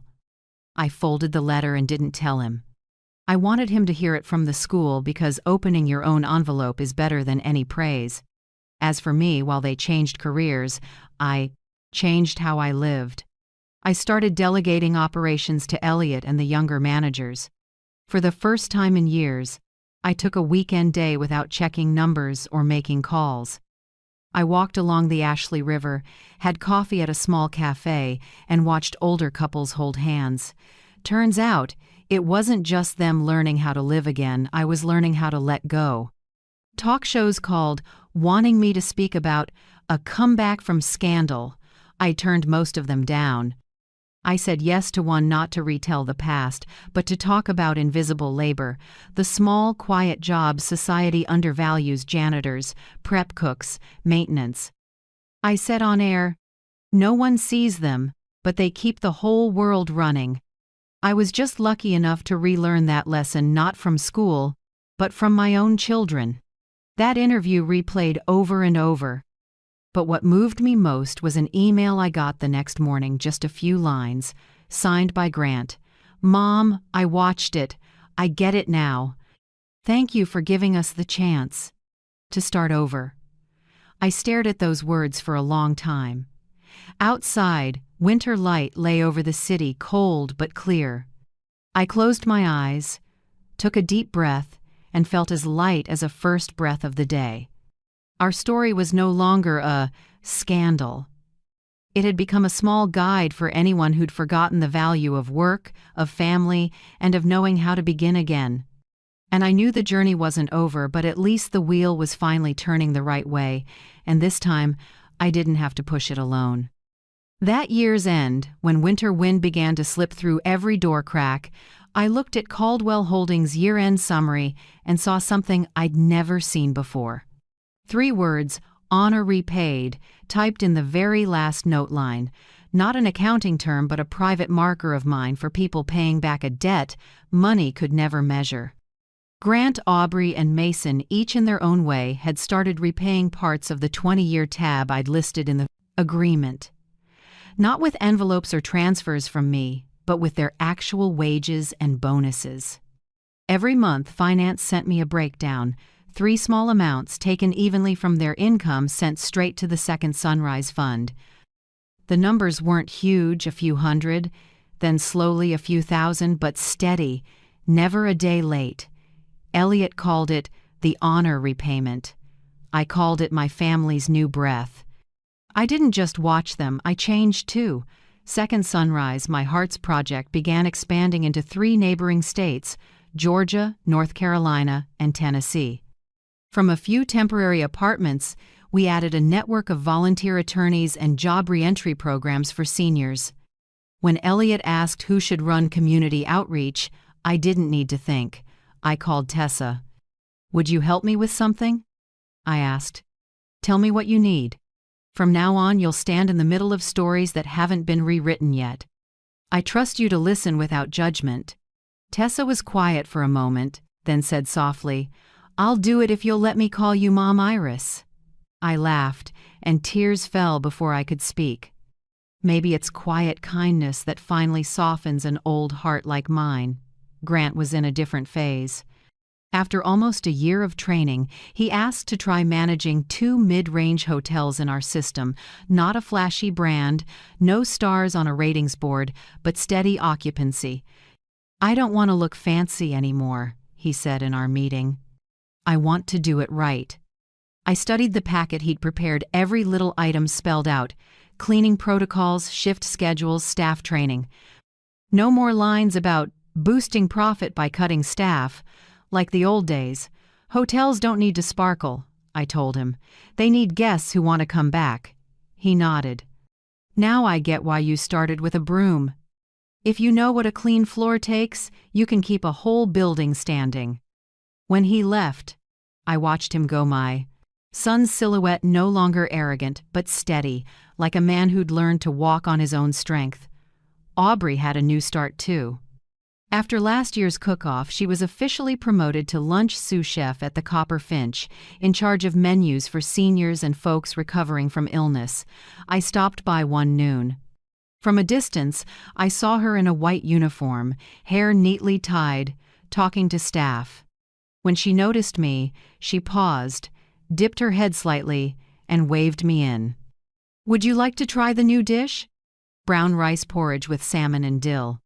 I nodded. It was simple and thoughtful, not flashy, but every spoonful tasted warm and calm. She said, "I'm not afraid of the kitchen anymore. Every day I walk in here, I feel a little less selfish." I looked at her, my heart settling. No praise needed. I just touched her shoulder and said, "Thank you for staying." And Mason, he kept maintenance, but now as technical supervisor over all our rental housing. This time, he wasn't just fixing pipes or bulbs. He trained younger techs to check electrical systems and keep proper logs. One November afternoon, Mason came by with a small box. Inside was a card in his familiar handwriting. "Mom, Tessa and I are engaged. We want a small ceremony, no backdrop, no name placards. Just family." I set the card down, feeling like an old wound had finally healed. "All right," I said. "This time I'll just be a guest." The wedding was in early December, in the small garden behind Silver Pine's home. It was cold, but the sun was soft and warm. No extravagant flowers, no noise, just people who truly wanted to witness. I invited the director of Silver Pines and a few residents who knew Mason and Tessa. They sat in the front row beside a row of empty chairs where I placed a small sign, "For those who are gone, but never absent." Those seats were for Miss Renee, for Mr. Hector, and for my own mother, who taught me there's no debt larger than a moral one. The ceremony was simple, but beautiful. Grant and Aubrey stood at their sides, best man and maid of honor. When the music started, I looked at my 3 children and saw faces once cold, now warm, hands that once pushed me away, now holding tight to one another. When Mason slipped the ring on Tessa's finger, he said, "We won't promise never to be wrong, just not to stay silent when we are." Hearing that, my eyes stung because it sounded like a late answer to all the years silence had hurt me. After the ceremony, I invited everyone back to my place. On the old wooden table, I laid out 3 envelopes. "Before we celebrate, I want to share something," I said. Inside was a codicil, an updated add-on to my will. I made it clear, the bulk of my estate still goes to Second Sunrise, but each of you will receive an opportunity, not cash. Grant would get to run one of the 2 hotels in recovery. Aubrey would own 10% of the Copperfinch not as a gift, but as a reward for real work. And Mason, I turned over to him the project to redesign worker housing into a community complex, a project named Hector's Light, in memory of the gentleman who taught Grant chess and our family patience. No one argued. No one asked for more. They each signed, hands shaky but firm. Grant said, "We understand now. Money can buy comfort, but only opportunity builds trust." I nodded, unable to hide a smile. That night, after everyone left, I tidied my old kitchen. The white walls were a bit stained, but the light was as warm as the first day I walked in. I opened the wooden cabinet where I'd kept the only thing I never threw away, a rag. It was worn thin, stitched over and over. Every stitch was a piece of my life. Years of housekeeping, nights scrubbing floors, quiet mornings at the sink to feed my kids. I set it on the table and ran a hand over it. Not to cling to hardship, but to thank the days that made me strong enough to stand. I looked out the window. City lights shimmered like 1,000 stars. I whispered, my voice lost in the wind, "Mom, I did it." Outside, the cold wind kept blowing. But in my small kitchen, everything was warm, warm like our first family meal, like working hands, and like honor repaid with sweat, not tears. 5 years after that night at the Copperfinch, my life felt like a new chapter, quieter, warmer, full of things I once thought lived only in books. Everything had changed, but none of us forgot that night when a fancy dinner table became the place we upended the order of kinship. Now, the Copperfinch carries a name I adore, Second Chance Kitchen. It isn't a marketing flourish, but a tribute to people pushed to the margins, fired, hurt, written off as useless. The restaurant prioritizes hiring them, training them, and giving them a restart. Inside, on the red brick wall, hangs a small bronze plaque. I wrote, "Dignity is the house special here." I see it every time I stop by, and I always smile. Grant now runs 2 mid-range Caldwell Holdings hotels with a steady hand. Not a luxury chain, no stars on some list, but guests keep coming back, staff stay longer, and folks call him something simple, Mr. Caldwell, the boss who knows how to mop floors. He's not embarrassed by it. In fact, he tells the staff he started with a broom, and the broom taught him respect. Once he called me, voice rough with emotion, "I think I finally understand leadership, Mom. It's being the one who clears the path, not the one who stands in front." I said, "Good. Keep that and you won't lose your way again." Aubrey is now head of the lunch program at the Copperfinch, overseeing the entire menu for older guests. She just won a Charleston Local Star Award for a vegetable soup made from safely repurposed trim food that's not just good, but frugal and kind. At the ceremony, she said, "I used to think cooking was for people to praise me. Now I just want folks to feel lighter when they're done eating." I stood in the hall and didn't speak, just clapped, slow and steady. Each clap softened an old burn between me and my daughter-in-law. Mason now leads a technical crew named Respect Crew. Their motto, printed on their shirts, "Fix things, mend people." He says that every time he repairs something, he remembers old mistakes and realizes the thing that needs fixing isn't the pipe, it's a heart once hardened by fear. He and Tessa have been married 3 years, living near the river where the water taps the shore. They don't need wealth, just calm. On weekends, they go to Silver Pines to teach seniors how to use smartphones, so no one has to wait forever for a call that never comes. As for me, I started writing my first book, titled Mopping Hours Pay Dividends. It isn't a memoir, it's the lessons I gathered across a lifetime, from the smell of floor cleaner, from stifled laughter, and from getting back up after being looked down on. It's about how perseverance becomes life capital, the kind you can't measure in dollars, but that earns interest in dignity. All profits go to Second Sunrise. The fund has expanded to 7 cities, helping hundreds of seniors find shelter and retrain for work. When the media ask why I don't keep some for myself, I just smile, because I have enough. What I receive now isn't in a savings account, it's in the gratitude in people's eyes. My family keeps a small tradition. A monthly dinner everyone must attend, no matter how busy. Nothing fancy, nothing fussy, just the old table in my kitchen. The set dish is silver pine-style chicken soup, the recipe Aubrey learned for folks with tender teeth. Every time the ladle rises, celery and pepper drift into the air, and the kitchen becomes a room holding both memory and forgiveness.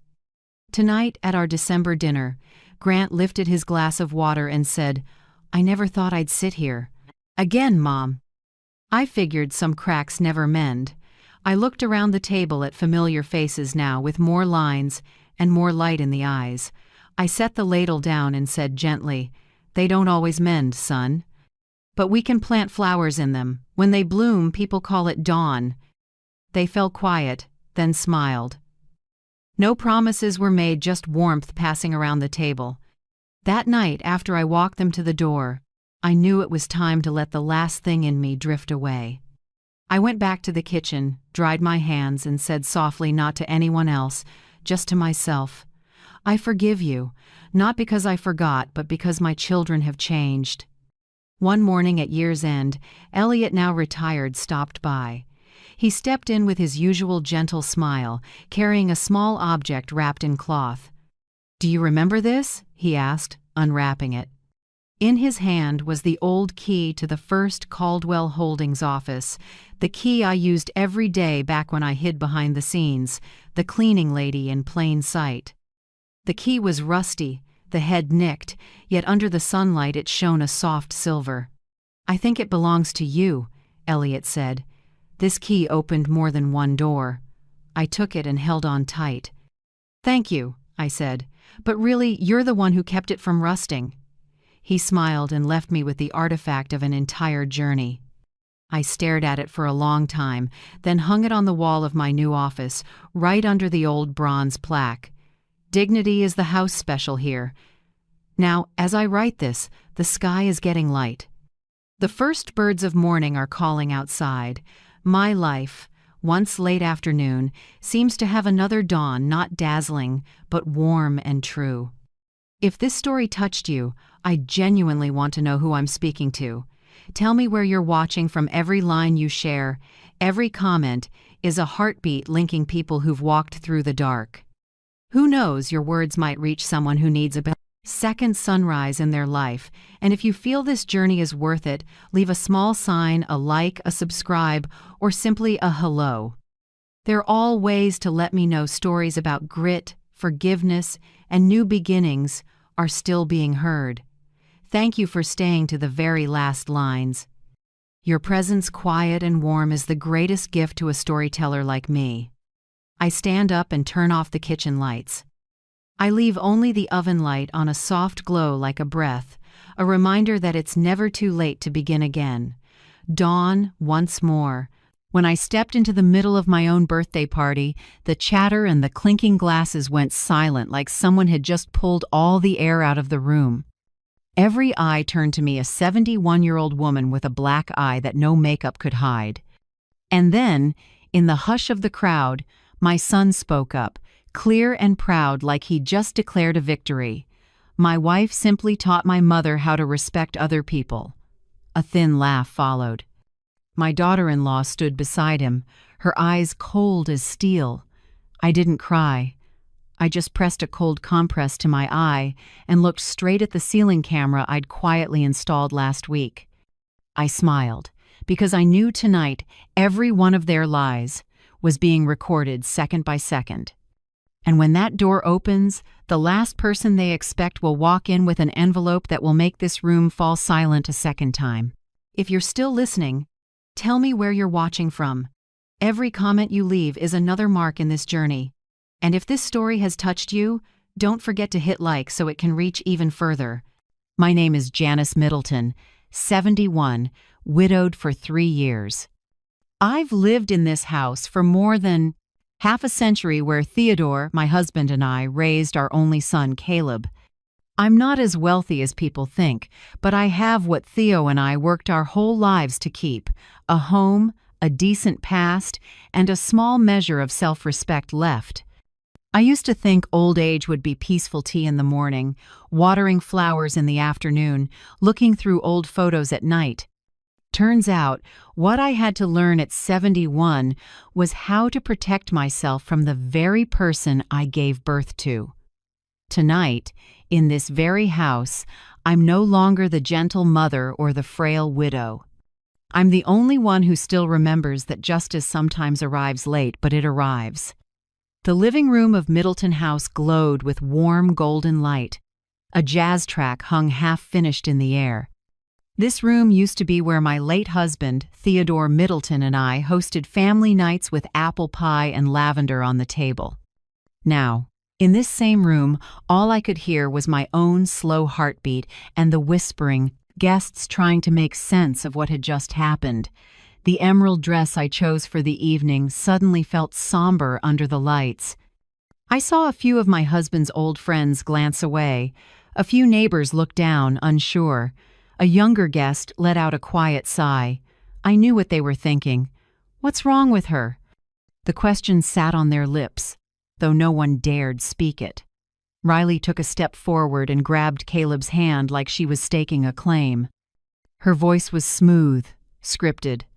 I just want your mother to understand she can't treat this house like it's hers alone. Your son has a family now. I kept my eyes steady. I didn't answer. I looked up at the corner of the ceiling, where a coin-sized camera turned slightly.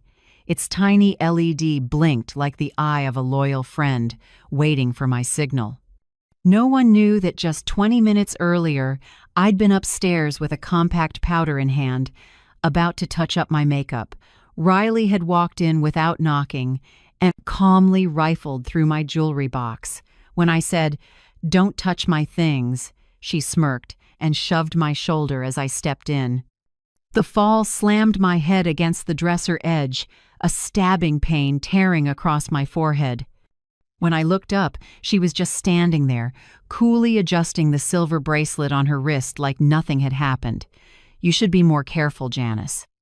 At your age, one slip can mean a broken bone. I said nothing. I wiped the blood from a small cut, looked in the mirror, my face swollen and crooked, but the light still in my eyes. I knew that if I stayed quiet tonight, tomorrow they'd call me confused and try to ship me off to a nursing home. I walked downstairs slowly. My heels hit each step in a steady rhythm, enough to make everyone turn. And then the shock, the one Riley never thought I'd have the nerve to deliver, was right there in front of them all. Me, with a black eye, chin up, wearing a cold smile. Caleb stood in the center of the room, gripping a whiskey glass. The son I once believed would protect his mother now looked at me like I was a troublesome stranger. "Mom, everyone's here. Please don't make a scene." His tone softened, but his eyes were full of annoyance. "I just want you to rest." Riley didn't mean it. "You slipped, that's all." I almost laughed. Slipped, the word floated out of his mouth like it hadn't just torn someone's heart. An older guest, a friend of my husband, set his glass down and said quietly, "Caleb, you should take your mother to get checked." Riley turned and gave a cool smile.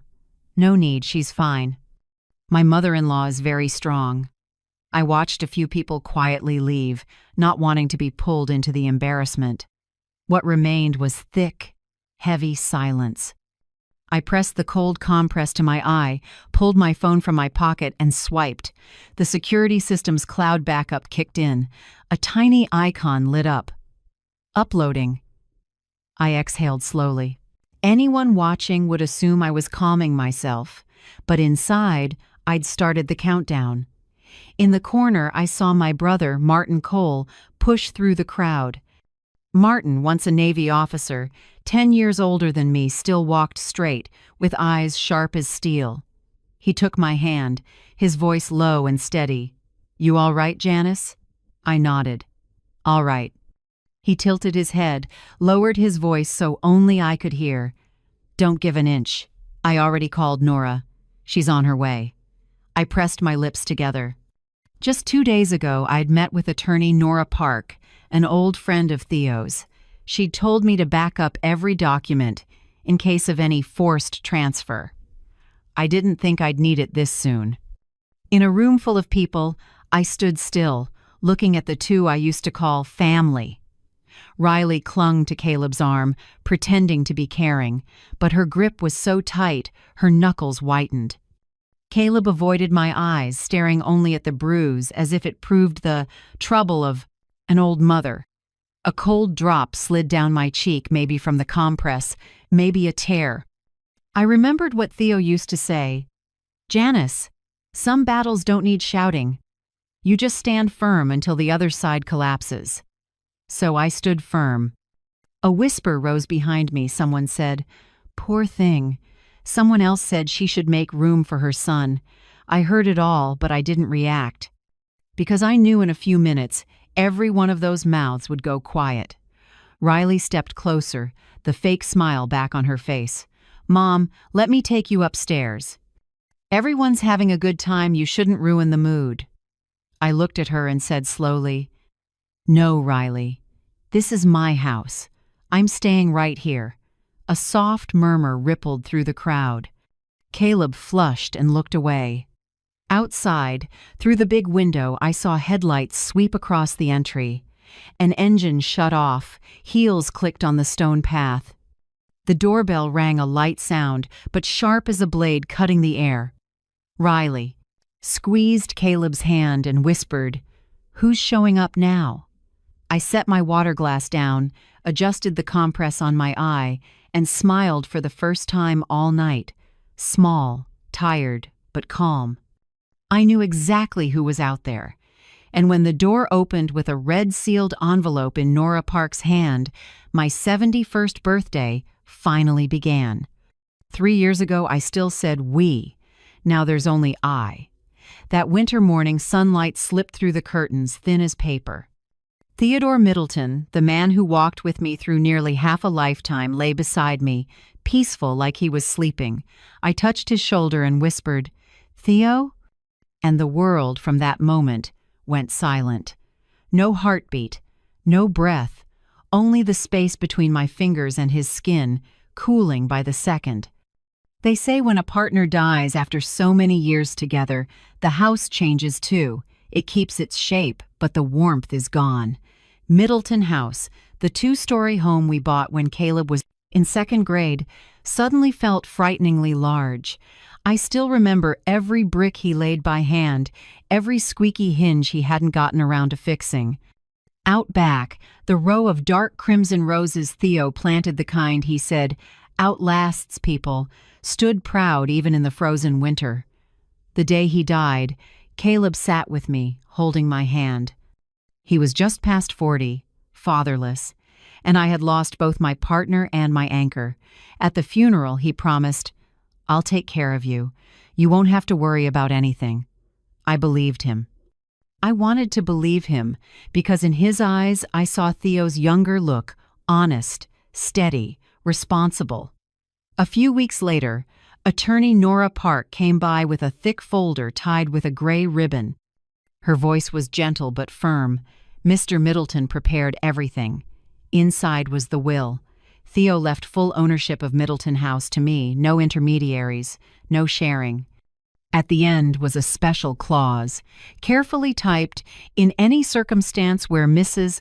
Janice Middleton is forced, coerced, or manipulated to leave her home, the entire property shall not pass to any relatives but be transferred to the state's Elder Protection Fund." I read that part 3 times. My hands shaking so much I had to set my water down. Nora said Theo had come to see her just a month before he passed. He told her, "Janice is too kind. Someone could take advantage of her trust." I cried the whole afternoon, not because of money, but because, even to his last breath, he was thinking of me. That night, I sat on the back porch, moonlight on the roses. I heard his voice on the wind. "Don't let anyone use family ties to push you out of your own home."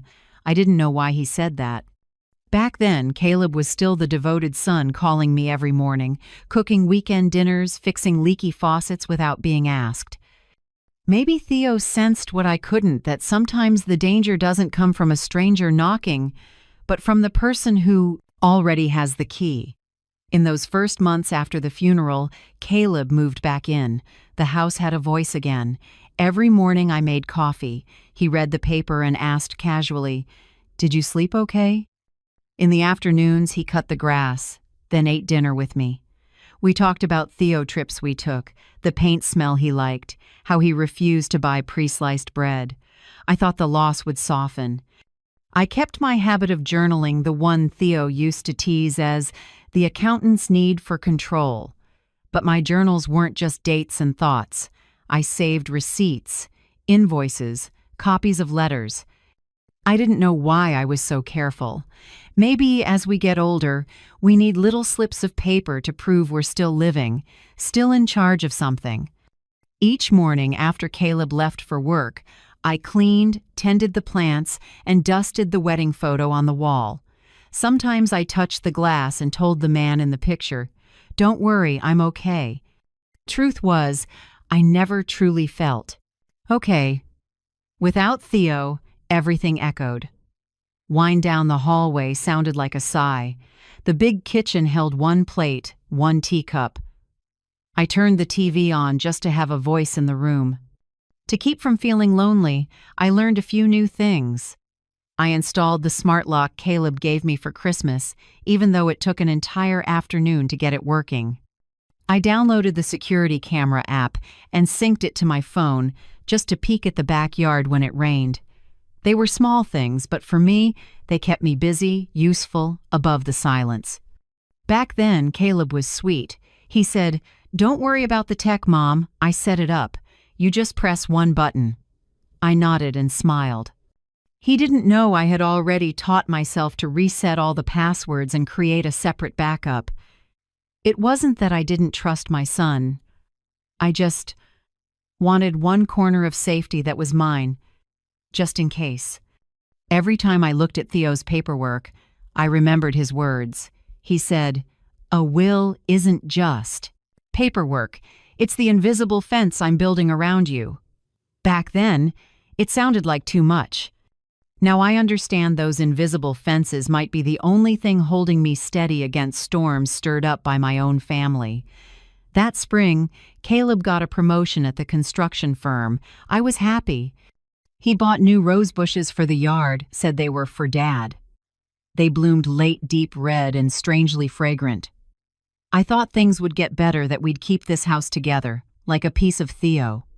But in that calm, I sometimes felt something off. Caleb was home less, took secretive calls, and said curtly, "Just work stuff." I didn't ask. He was entitled to privacy. I still trusted him. I trusted him until I saw how his eyes shifted whenever he mentioned Riley Sloan, the smart colleague he brought up more than anyone else. I didn't yet know Riley would become the storm that stripped my home bare. I only knew that behind Theo's warnings, fate seemed to be patiently waiting for its test. One windy night, I opened my journal and wrote the last line of the day. "Maybe you saw something coming. I'll try to be strong, Theo. I promise if anyone tries to take this house, they'll have to go through me first." Then I turned off the light and lay in the dark, listening to the smart lock click shut, a dry sound that, strangely, comforted me. I had no idea that 3 years later, those small things, journals, cameras, locks, would be the shield that saved me from the cruelest betrayal. That night before sleep, I stared at the ceiling where moonlight poured through the window. I thought of Theo, his summers mowing the yard, his hands stained with soil when he planted the first row of dark crimson roses. I smiled and whispered, "I'm still holding our fortress, Theo." I didn't know that promise would start a fight I never imagined I'd have to wage at 71. Caleb met Riley Sloan at a construction conference in Chicago. I remember he called that day, oddly excited, saying he'd met an amazing woman, gets the work, has taste, and is really sharp. I laughed and said, You sound like the way your father first described me." He laughed, and I thought it was just a cute moment. I didn't know that woman would change everything in my life, from how people spoke to me to what home would mean. A few weeks later, Caleb brought Riley over. She walked into Middleton House like she already knew every brick. Cream blazer, brown hair tied back, heels tapping a confident rhythm across the hardwood. Riley hugged me, her expensive perfume flooding my nose so strong and sweet it was almost unpleasant. "Mrs. Middleton, I'm so glad to finally meet the woman Caleb always talks about," she said, smile bright as a camera flash. I answered politely, "Just call me Janice. Everyone does." "Janice," she repeated, dragging out the last sound like she was tasting my name. Her focused eyes, though smiling, didn't stay on my face. They skimmed the painting on the wall, the display cabinet, Theo's antique clock, everything, in under 10 seconds. I'm used to admiring looks, but Riley's wasn't admiration. It was appraisal. That night I made a careful dinner. Herb roasted chicken, Caleb's childhood favorite, arugula salad with fresh cheese, and warm bread. I wanted the first meeting to feel welcoming, the way I always greeted family. Riley praised the smell like an Italian restaurant, but ate only a few bites. She set down her knife and tilted her head with a smile. "Tastes great, it's just, I'm doing low carb. Your kitchen seems a little coated in old oil smells, doesn't it?" I paused. No one had ever said that in this kitchen, but I smiled and said, "Maybe the oven's old, I'll clean it again." She nodded, her eyes still on the oak tabletop where I could see quiet calculations. After dinner, Riley stood and strolled around. "The living room. This house has amazing potential," she said, like pitching a client. "If we brighten the curtains, swap the rug, add a few modern planters, the value will jump." "Who knows? If you ever need to sell later, you'll cash out big," I answered softly. "I've never thought about selling." Riley turned back, still smiling. "Oh, of course. But sometimes you can't predict the future, right?" Caleb was clearing plates and chimed in, "Riley's just helping you think ahead, Mom." "She's a planner. She notices details people miss." I nodded, though something felt off, like a thread pulled tight somewhere in my chest. After that, Riley showed up more often. Weekends with wine or fresh flowers. On the surface, perfect. She spoke smoothly, knew when to compliment, when to laugh. But in her eyes, I always saw a quiet equation, like someone arranging a chessboard I hadn't realized I was standing on. Whenever she passed through the living room, she touched the chair arms, the table, the family frames. "You and Mr. Middleton kept everything so well," she said. "But this style, it's a bit too traditional. If you update, it'll feel brighter and more open." I just smiled, not wanting a debate. I've learned that an older person's silence is often mistaken for weakness, but sometimes it's a way to observe. Caleb seemed captivated by Riley. He often praised how independent, sharp, and considerate she was. Each time, I heard Theo's voice in memory. "Be careful with people who make your son change how he talks about his own family." One June evening, Caleb brought Riley to announce their engagement. "It all happened so fast I didn't have time to think. Are you sure?" I asked. "Sure, Mom. I've never met anyone who gets me like Riley." I looked at Riley. She smiled and took my son's hand. "Your son is wonderful, Janice. I promise I'll always take care of him." I nodded. Something heavy sat in my chest, nameless. Their wedding was small, just a few dozen guests. Riley organized everything herself, saying I should just sit back and enjoy. I thought that meant respect, until I looked closer. Everything at the wedding carried Riley's style. Cold whites, orchids, shiny metal chairs. Nothing of Caleb, nothing of the Middleton family. After the wedding, I thought they'd get their own place, but then Caleb said, "We'll stay with you for a bit, until we find the right house." I agreed. Even if I felt a twinge of worry, I wanted to believe. What mother doesn't want a little more time with her child? Stay for a bit, stretched without end. In less than a month, Riley's decor took over. Gray velvet pillows, glass vases, a modern silver rug. The house should feel fresher, she said. Old colors make people sluggish. I smiled and said, as long as Caleb likes it. But within weeks I realized staying for a bit wasn't the right phrase. Riley started setting rules. She swapped the cream curtains for icy white to reflect light better. She moved Theo's small memorial shelf to another corner because it threw off the living room's balance. She hung her and Caleb's wedding photo in the center of the room, where Theo's smiling garden portrait used to be. I didn't argue, but every time I walked through, I felt cold. A house once full of sunlight now glared harsh, sterile, emotionless like her gaze. Riley talked a lot about minimalism, function, and increasing property value. One afternoon she asked, "Do you know homes around here are skyrocketing? If you sell now, you'll double your money for sure." I answered plainly, "I'm not selling." She smiled, softer. "Of course, no need to sell now. It's just, maybe one day you'd want somewhere quieter. Seniors often prefer communities with care and friends their age. I know some lovely places with a lake and yoga rooms." I set my teacup down and looked her in the eye. "Thanks, but I'm fine here." She went quiet, but I saw a faint smile like someone laying the first brick of a long plan. That night, Caleb came home late. When I told him what Riley had said, he just laughed. "She's only looking out for you. I think she really wants you to be comfortable." I went silent. Since when did Riley's words carry more weight than his mother's? I went upstairs and stood at the window, looking out at the rose garden. Theo's dark crimson roses were in their best bloom, heartbreakingly beautiful. But as the breeze passed, the petals fell, tapping the steps one by one, like a reminder, everything gets replaced if you don't hold it fast. I closed the window, sat down at my desk, and opened my old journal. That day's entry: Riley walked into my house in high heels and syrupy compliments. But in that smile, I heard measuring like a hammer tapping walls to find the weakest spot to strike. I don't know when my life started to change course. I only know that from the day Riley crossed Middleton House's threshold, my peace left with Theo's warmth.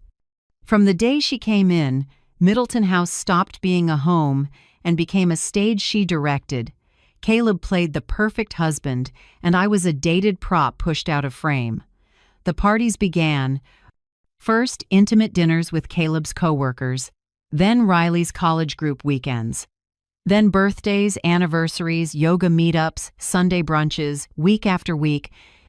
A house once quiet and smelling of Theo's apple pie now thumped with electronic music and reeked of wine and heavy perfume so strong I had to shut my bedroom door. I often asked gently, "Riley, could you let me know a few days ahead so I can prep the kitchen?" She smiled and answered breezily, "Oh, you don't need to worry. These are young people parties. You just rest. Relax."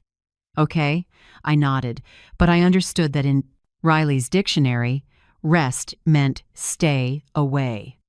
One August evening, I went down for water and found Riley at the doorway, blocking me with a polite smile. "Mrs. Janice, guests are using the karaoke downstairs. It's loud. Maybe turn in early?" Her voice was sweet, but her eyes were hard as glass. I turned back upstairs without a word. As my door closed, I heard her call down.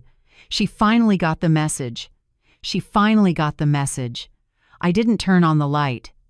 I just sat there in the dark, listening to the music below, the laughter, the clink of glasses, the heels on hardwood, each sound designed, it seemed, to remind me I no longer belonged here. From that day, new rules started appearing. Riley taped a note on the fridge. "Please do not use the washing machine after 7 p.m. to avoid disturbing the neighbors." Then came, "Keep the living room at 70 degrees Fahrenheit.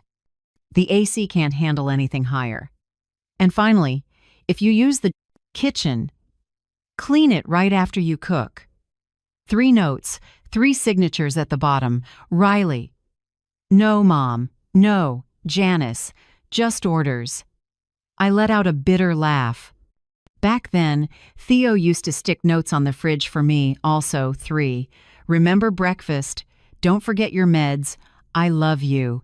Now, that spot holds only cold slips of paper like a dorm rule board. The physical changes crept in quietly but relentlessly. The cream curtains. Theo chose sun-washed yellow that kept the room warm even in winter, were replaced with minimalist gray ones, pulled shut all day like they were afraid of letting light in. The hand-woven rug from my mother disappeared too, swapped for a cold, industrial carpet with no scent and no soul. Riley called it modern minimalism. I called it erasing the past. Even the oak dining table where Theo used to read the Sunday paper was pushed into the garage. In its place stood a glass table with shiny steel legs. She said, "Young people don't like old furniture. It feels heavy." I was going to say that old things are what give a house its memories, but I stayed quiet, because for some people, memories are just clutter. One late night, I overheard a conversation I'll never forget. I was heading down for water, stepping softly so I wouldn't wake anyone. But Riley's voice floated from the living room low and even, like a knife sliding across a tabletop. "This house is too big for 3 people. I think Mom should move into Silver Oaks. It's clean, comfortable, with nurses on staff. She'll be happier there than here." Caleb's voice came, soft. "I don't know. Mom's never lived away from home." "I know, but you have to be realistic. We need our own space. This is the time to start a young family's life." I heard the emphasis on young family. Then, a stretch of silence. After that, Riley again, quiet but clear. "You don't want our kid growing up in a house full of old stuff and shadows of the past, right?" I stood in the dark, gripping the glass so hard it nearly cracked. Caleb didn't object. He just said, low and sad, "Maybe I'll talk to Mom later." In that moment, I didn't just hear sadness. I heard a small seed of greed sprouting in my son's voice. After that, I started retreating from my own home. I cooked less, mostly bread or soup. I stopped turning on the TV at night. I stopped walking around the house partly to avoid bumping into Riley's guests, partly because I was tired of hearing her call me Janice flatly in front of others. First it was Mom, then Mrs. Middleton, and now just Janice. From her mouth, that name carried no respect, only sweet contempt. Once, at dinner, in front of their friends, Riley smiled and said, "Janice is a bit particular, but she has a good heart." The whole table laughed. I set my knife down, kept a small smile, then excused myself to go upstairs. On the way up, I heard Riley murmur, "See? Told you. If you're gentle, she'll listen." I closed my bedroom door, leaned against the wood, and for the first time in years, I felt truly invisible. The upstairs bedroom became my entire world. I kept a teapot ready, a few old books, a small lamp on the desk. Every morning I opened the window to look at the rose garden Theo planted. The flowers still bloomed and swayed in the wind, as if nothing outside had changed. But inside me, something was closing bit by bit. I started documenting more carefully, not just a journal records. I wrote down everything Riley changed, the day she swapped the curtains, the day she taped the note on the fridge, the first day she called me Janice. I wrote down that late-night conversation word for word, every Silver Oaks, every our own space. Not for revenge, but because I knew there would come a time I'd need proof to remind someone that I was still clear-minded.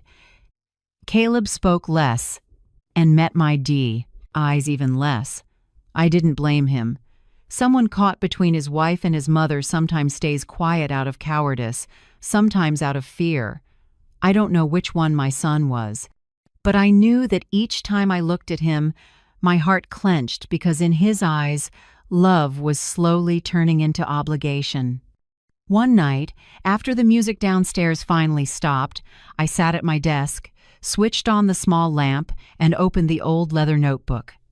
That day's page read, "They don't know I spent a lifetime protecting this home from storms, debt, and bitter winters.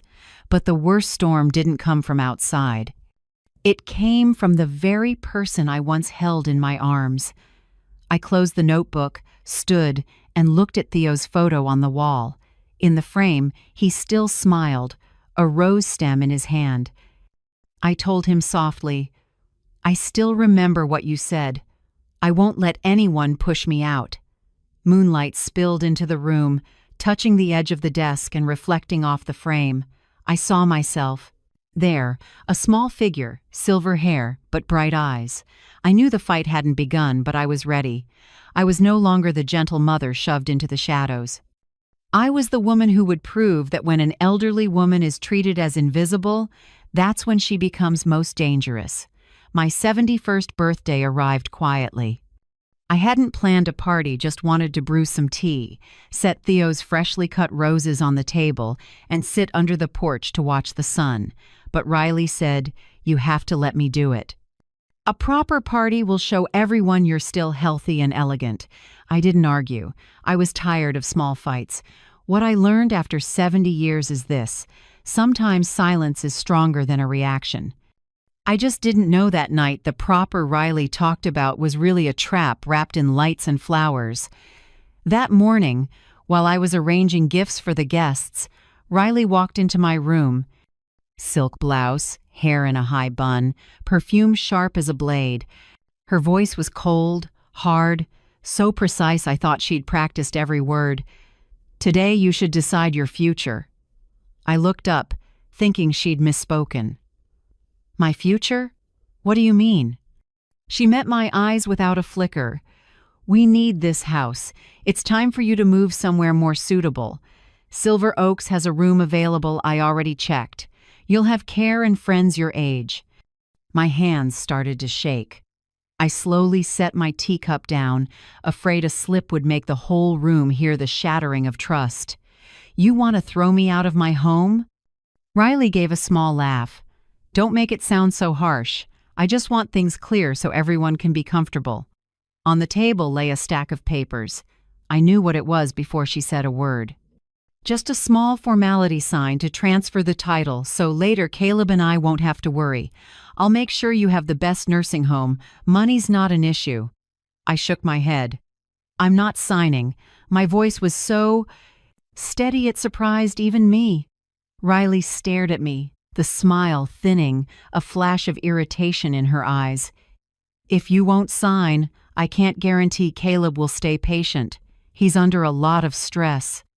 The words dropped into the room like a stone. I stood, keeping my voice from shaking. "Don't use my son's name to threaten me." She shrugged, gathered the papers, and said icily, "Then have a very memorable birthday." When she left, I sat down, opened the drawer, and took out the camera drive to check. Every file of activity in the house, dates, images, audio, everything intact. I saved another copy to the cloud, changed the password, and put it back in the wardrobe.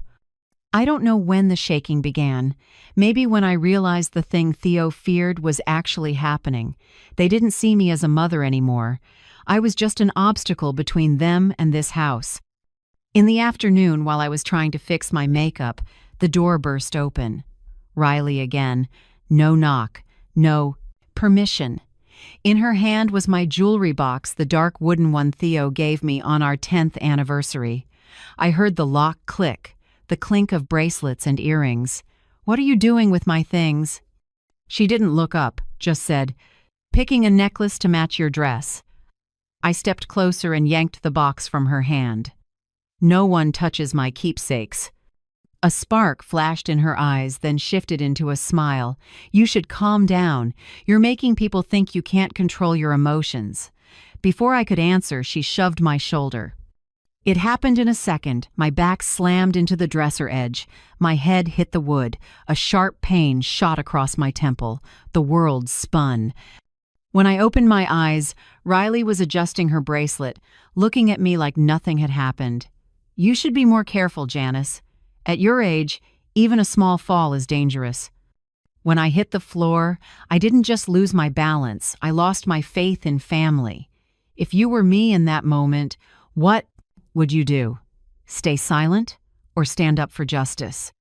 Tell me what you honestly think. I want to hear your answer. Then she left the room, and I sat on the floor, head buzzing, heart pounding. I didn't cry. I pressed a cold cloth to the swelling and looked in the mirror.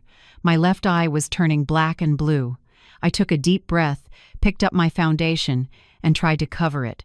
Through the streaks of powder and tears, I saw my face older but not weaker. I changed into the emerald dress. Theo once said, "Makes you look like spring in a winter room." It used to be the color of hope. Now it was the color of calm and preparation. Downstairs, the music started. I smelled wine, lavender, candles.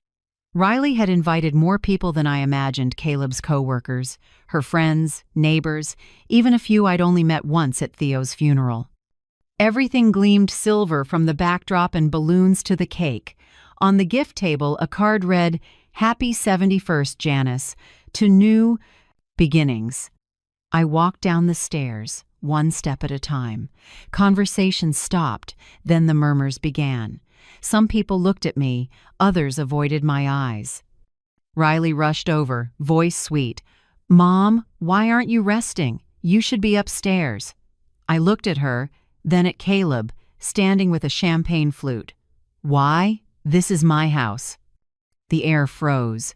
A guest gave an awkward chuckle and raised a glass. Caleb lowered his voice. "Mom, don't make a scene. Riley's just worried about you." I spoke slowly, loud enough for everyone to hear.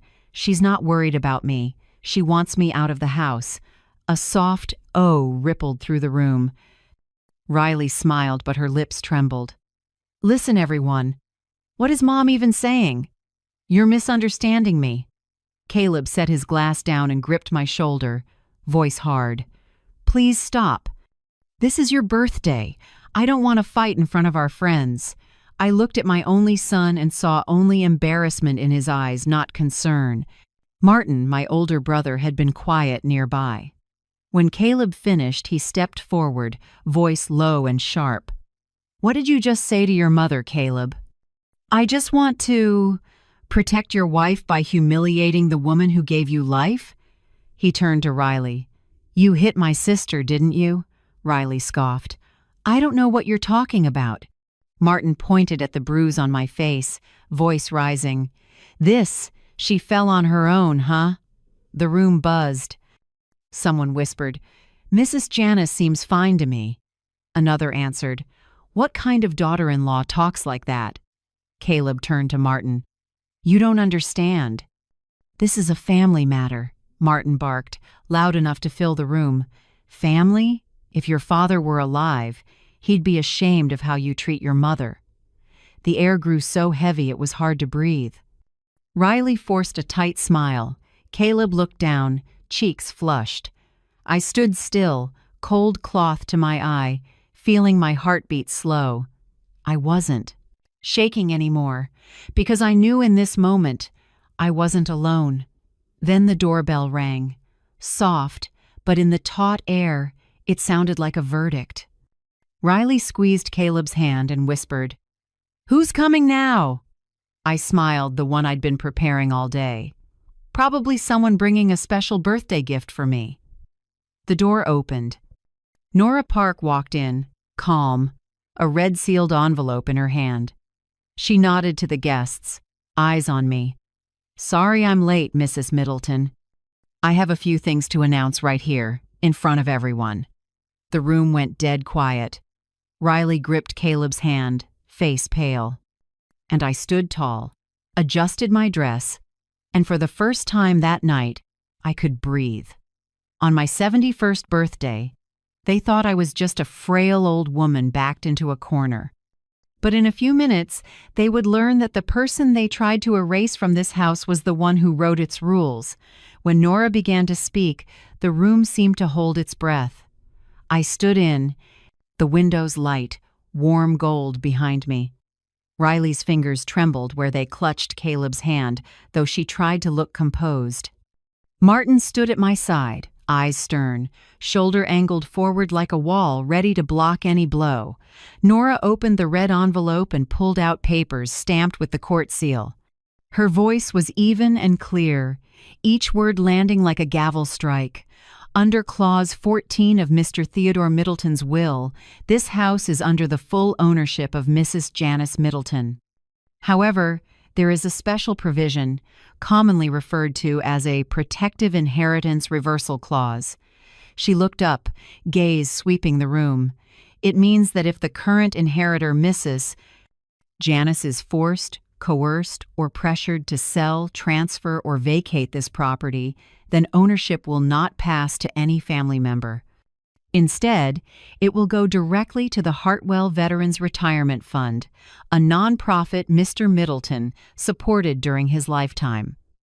A wave of murmurs rose. Someone muttered, "So if they push her out, they lose everything?"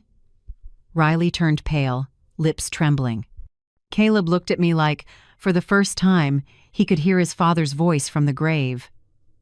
Nora went on, calm but edged with legal steel. "Mr. Middleton wrote, if there is any act of coercion toward my wife, the asset shall be immediately removed from the family line. No exceptions." She paused, then added softly, "Therefore, if tonight there is any evidence that Mrs. Middleton was forced to leave this home or subjected to violence or threats, this property will immediately belong to the Hartwell Fund, bypassing Caleb Middleton." I looked at Riley. She swallowed hard, fingers digging into Caleb's wrist until her knuckles whitened. Caleb slid his arm away without meeting her eyes. The room shifted. The music was off. The guests who'd only come to celebrate were silent now. A woman near the door sighed. Mr. Theodore really planned ahead. Riley gave a strained smile, trying to steady her voice. "I don't understand. Why read a dead man's will at a birthday party? That's disrespectful." Nora didn't answer. She opened her briefcase, pulled a slim file, and flipped to the first page. "Because 3 weeks ago, you, Riley Sloan Middleton, hired an appraisal firm in Franklin County to assess this house." She held up the document for all to see the company logo and Riley's signature. The invoice states you paid, with an email request for an estimated value after the owner vacates. Riley stepped forward, voice pitched high. "I was just curious. I only wanted to know what our family's asset is worth, that's all." Nora's expression didn't change. "Really? Then what about this email to a law office the following week?" She pulled out a color print and read, crisp and clear. "If an elderly person shows signs of confusion or obstructs family assets, what is the legal process to declare them incompetent? Sender, rsloan@.com." A few guests gaped. Caleb shut his eyes, drew a deep breath, fists clenched. I felt my heartbeat slow. I said nothing.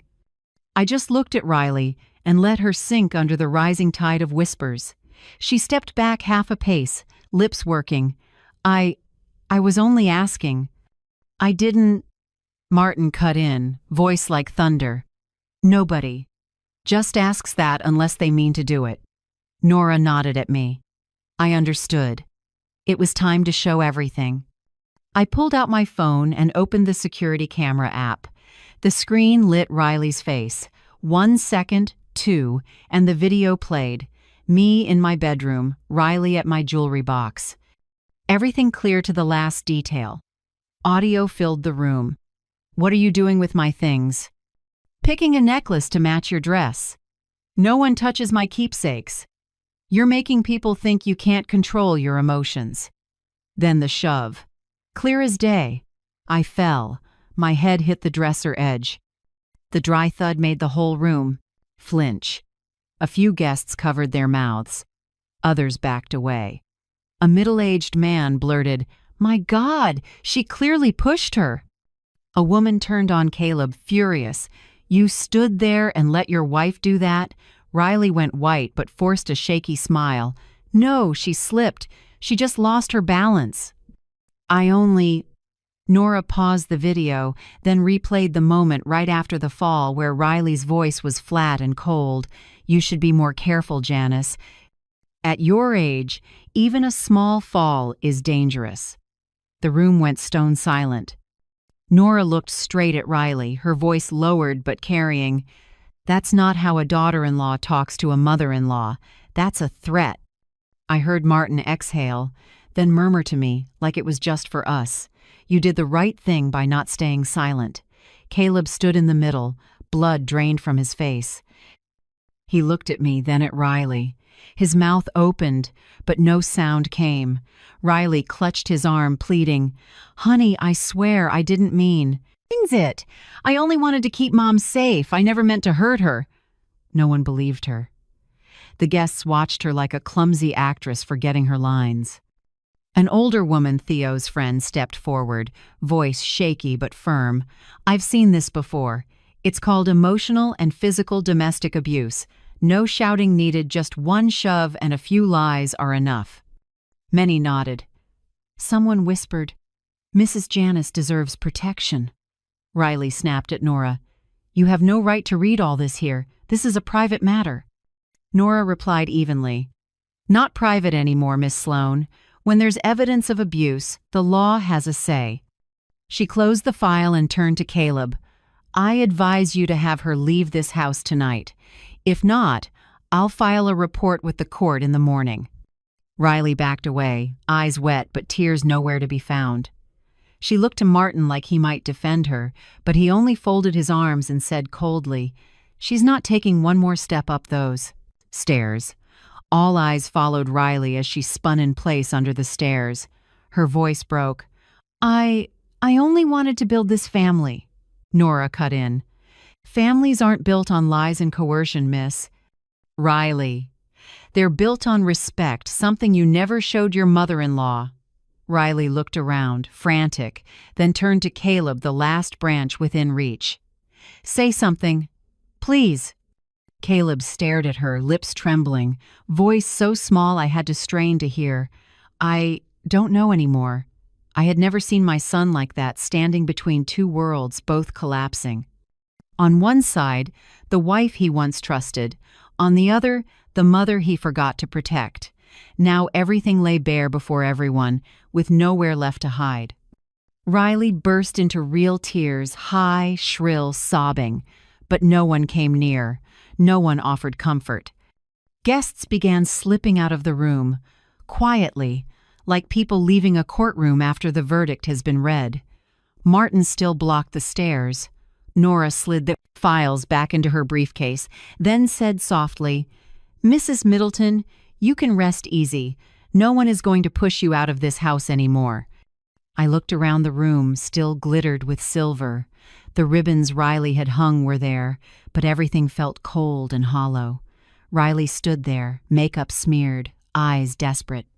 Caleb lowered his head, as if he had just realized he'd lost something he could never get back. My 71st birthday didn't end with congratulations, it ended with the silence of a sentence just handed down. And in the middle of a house once built on love, those two young people, one fell from the peak of arrogance, and the other fell into a pit of guilt. Riley froze at the door, hair in disarray, mascara streaked like ash. When Nora motioned for her to leave, Riley suddenly whipped around, screeching like someone unhinged. "I'm Caleb's wife.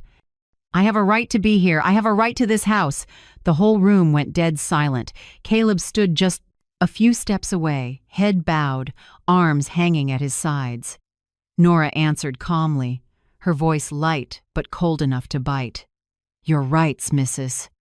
Middleton, do not include taking, coercing, or using violence against someone." She paused a beat, then enunciated each word, "especially not against an elderly mother in her own home." Riley opened her mouth to argue, but Martin's stare stopped her short. He stood at the foot of the stairs, broad-shouldered, steady as a wall. The light hit his face hard and resolute. She backed away, heels clacking on the wood floor. Each step sounded like a hammer, sealing shut the pretense of this proper birthday party. When the door closed behind Riley, the house fell quiet again, a heavy silence, but a clean one. Nora gathered her files and set them on the table. Things are stable for now, but I suggest changing the locks tonight, and if they come back, call me or the police. I nodded, my voice hoarse. Thank you, Nora. Without you, I would have lost everything. She smiled. No, Mrs. Janice.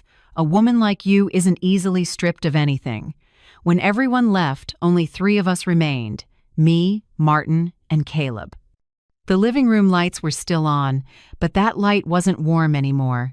It shone straight on my only son's face, the face that once made me believe my love could redeem any mistake. Caleb stepped closer and spoke softly. Mom, I'm sorry. I didn't know things were this bad. I thought Riley just wanted to take pressure off you. I looked at him. My lips trembled, but I didn't let the tears fall. You defended the person who hit your mother in front of a crowd, Caleb. The words came out gently, but I knew they pierced the deepest part of him. Caleb lowered his head. I saw his shoulders shake, as if the weight of the whole evening had just landed on him. Martin stood near the window, looking out at the roses. His voice was low and firm. Caleb, I think it's best if you stay elsewhere for a few days. Let your mother have peace of mind. I didn't mean, I know, but sometimes consequences don't require intent.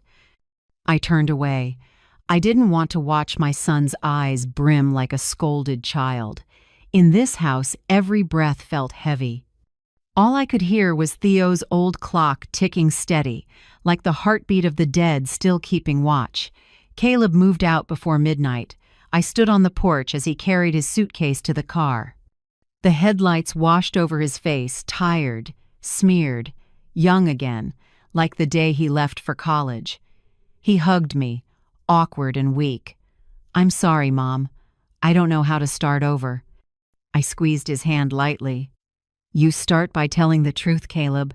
Time will teach you the rest. He nodded, turned away, then looked back before getting in. In his eyes, I saw regret, fear, and loss all mixed together. I felt myself tremble, not from the cold. I was saying goodbye to the son I thought I knew best and the one who it hurt me most. When the car pulled down the drive and the red taillights faded into the night, I closed the door, leaned against the wood, and exhaled a long breath. The house held only the wind again. I sat on the sofa, hands still shaking, a hollow spreading from my chest to my stomach, as if someone had just removed part of my spirit. Close to 1 o'clock in the morning, my phone buzzed. A text from an unknown number, but I didn't need to guess. I knew it was Riley. The screen glowed in the dark, each word stark and cold. Be realistic. I have photos, a story, and a few friends in media. If you don't want this in the news, send $60,000. I'll leave quietly and won't make a mess. You have 48 hours. I stared at the screen, my hands going rigid. $60,000. Not a huge sum compared to my assets, but filthy dirty like her hands.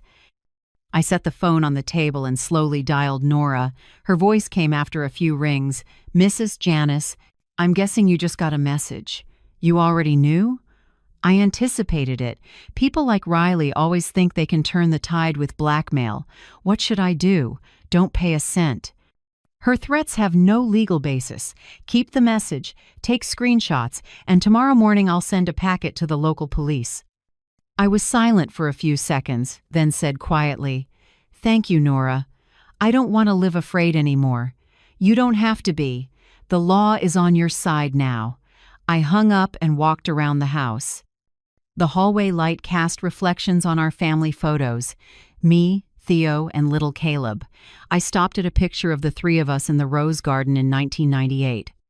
Theo's smile warmed me, then tightened my chest. If he were alive, he wouldn't be surprised. Theo always said, "Evil inside a home doesn't need a gun, just a cold sentence and a weak man." I brushed my fingers over his face in the photo and whispered, "I kept our home, Theo. But the price of truth is always higher than we think." I didn't sleep that night. I brewed a pot of black tea and sat by the window watching the moon. Before sunrise, I called the locksmith, an old acquaintance of Martin's. He arrived at 5 a.m., carrying a set of brand new smart locks. "You want everything changed? All of it? Front door, back door, and the garage." "Yes, ma'am." I watched him work.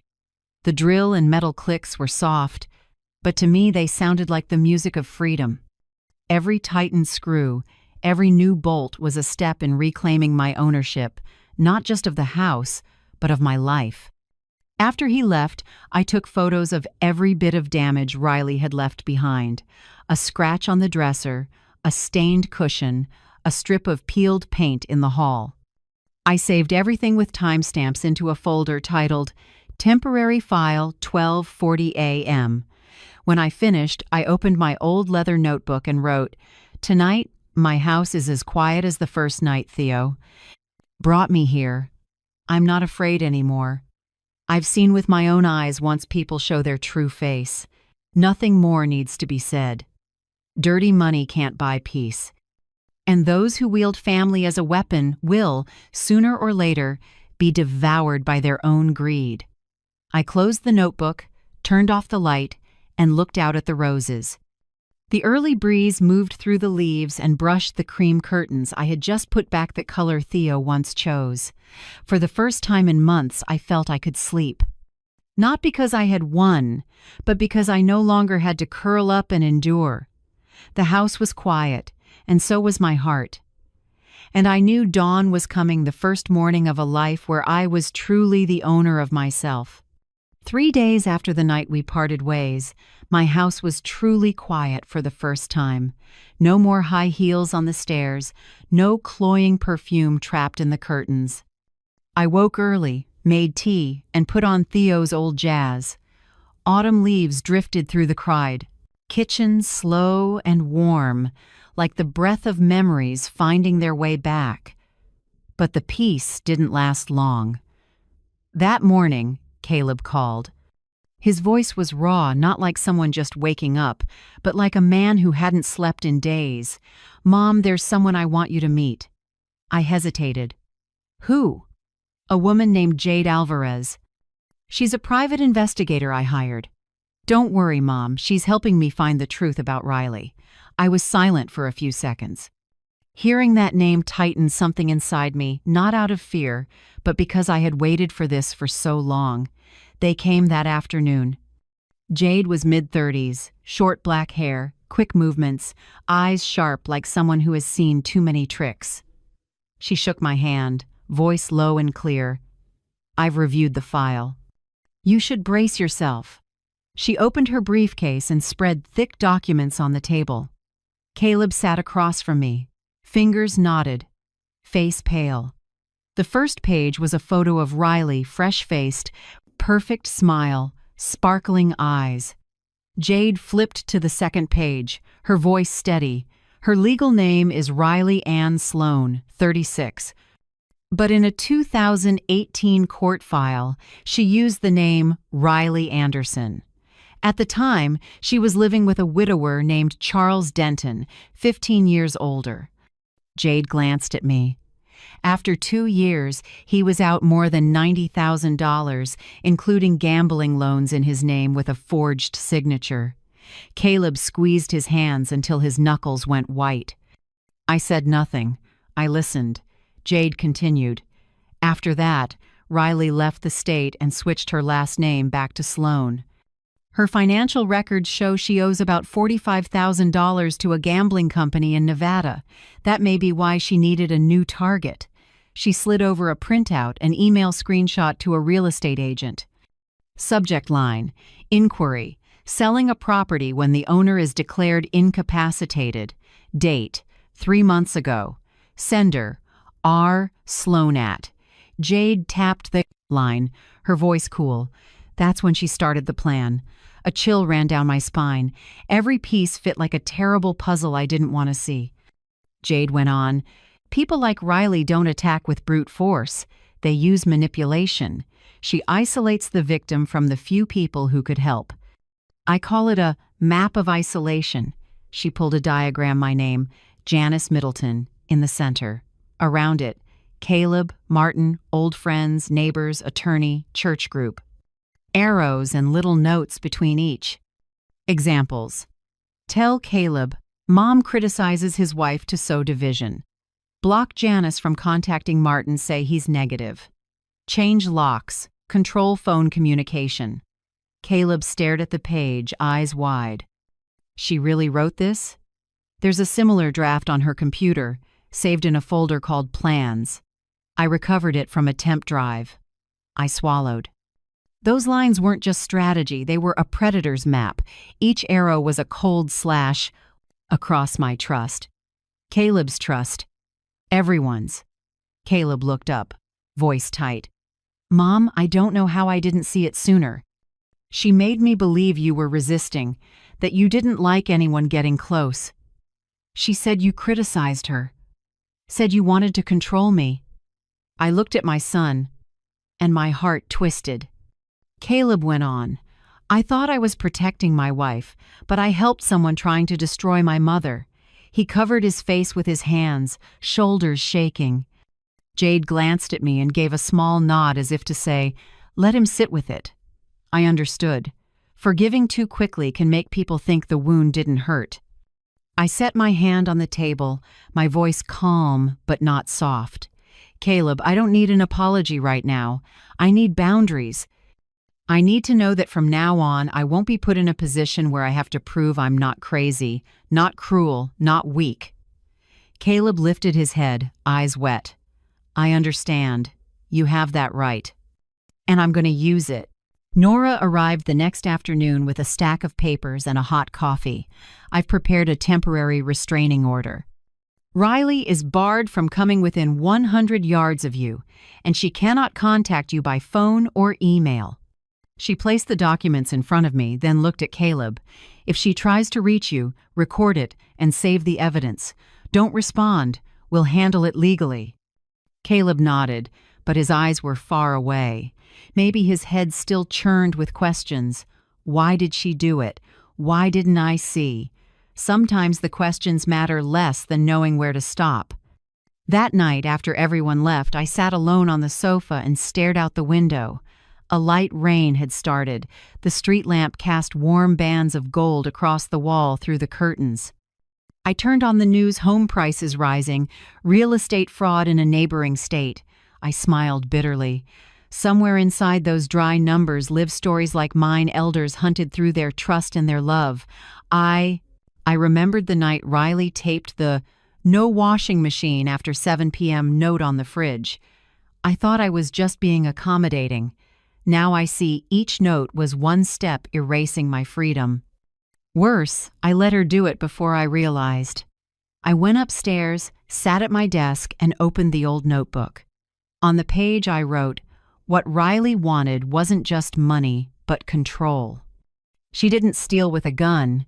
She used a smile, and you should get some rest. Some predators wear the costume of family, and only when you've lost almost everything do you see their claws. I set down the pen and sighed. Outside, the rain softened to wind along the eaves. For the first time in weeks, I didn't lie awake fearing the door would open at midnight. I didn't wait for Riley's footsteps in the hall. I turned off the light, lay down, and listened to my heart beat evenly. A gentle sleep came like Theo's hand on my shoulder when he'd say, "It's done, love." Tonight I knew I was truly safe. And when moonlight poured through the window, I smiled because at last the predator had been unmasked and the prey had learned to protect herself. 2 weeks after Jade turned everything over to Nora, the first news hit like a cold slap. Riley filed for divorce. She demanded financial compensation for sacrificing her career to support her husband and listed a long set of claims, half the marital assets, $75,000 for emotional damages, and even temporary right to stay at the Middleton house to stabilize her life. I read the copy of the petition and felt my heartbeat slow. I wasn't surprised. To people like Riley, failure is just a setup for bargaining. But this time, she picked the wrong opponent. Nora called me the morning she got the file. Her voice was calm with a hint of dry irony. She wants money for sacrificing her career? When all income for the last 3 years was charged on Caleb's credit cards in your name. I let out a quiet breath. She never really worked. I know. And now we'll prove it in court. 3 days later, Nora filed an official response with a wall of evidence attached. The video of Riley shoving me, the appraisal invoice and emails to an agent before she planned to sell the house. Investigator Jade's report on her history of financial fraud, gambling debts, and forged signatures. The blackmail messages after she left, plus bank statements showing transfers from an online gambling account.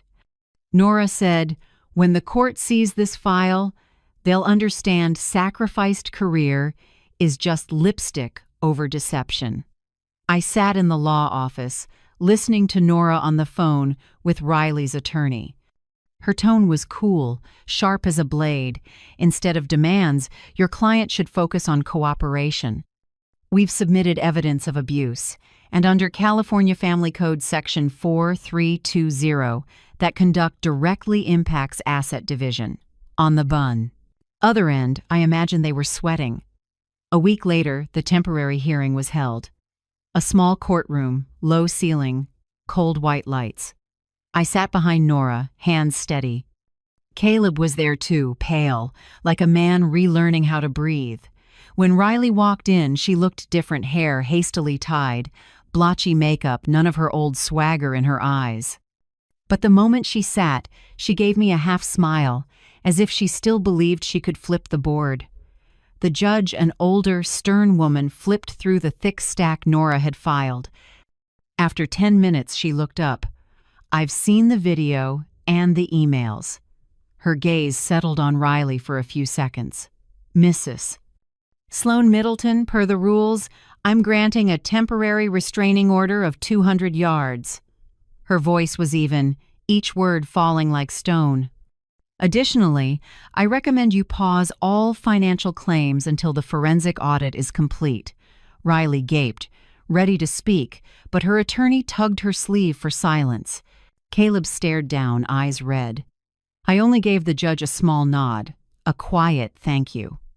On our way out, Nora murmured, "I expect they'll propose a settlement soon." Exactly as she said. 2 days later, Riley's side emailed. Her lawyer used gentle phrasing, a conditional financial mediation to protect both parties' reputations. I looked at Nora and asked, "What does both parties' reputations mean?" She smiled. "It means they want money to disappear quietly."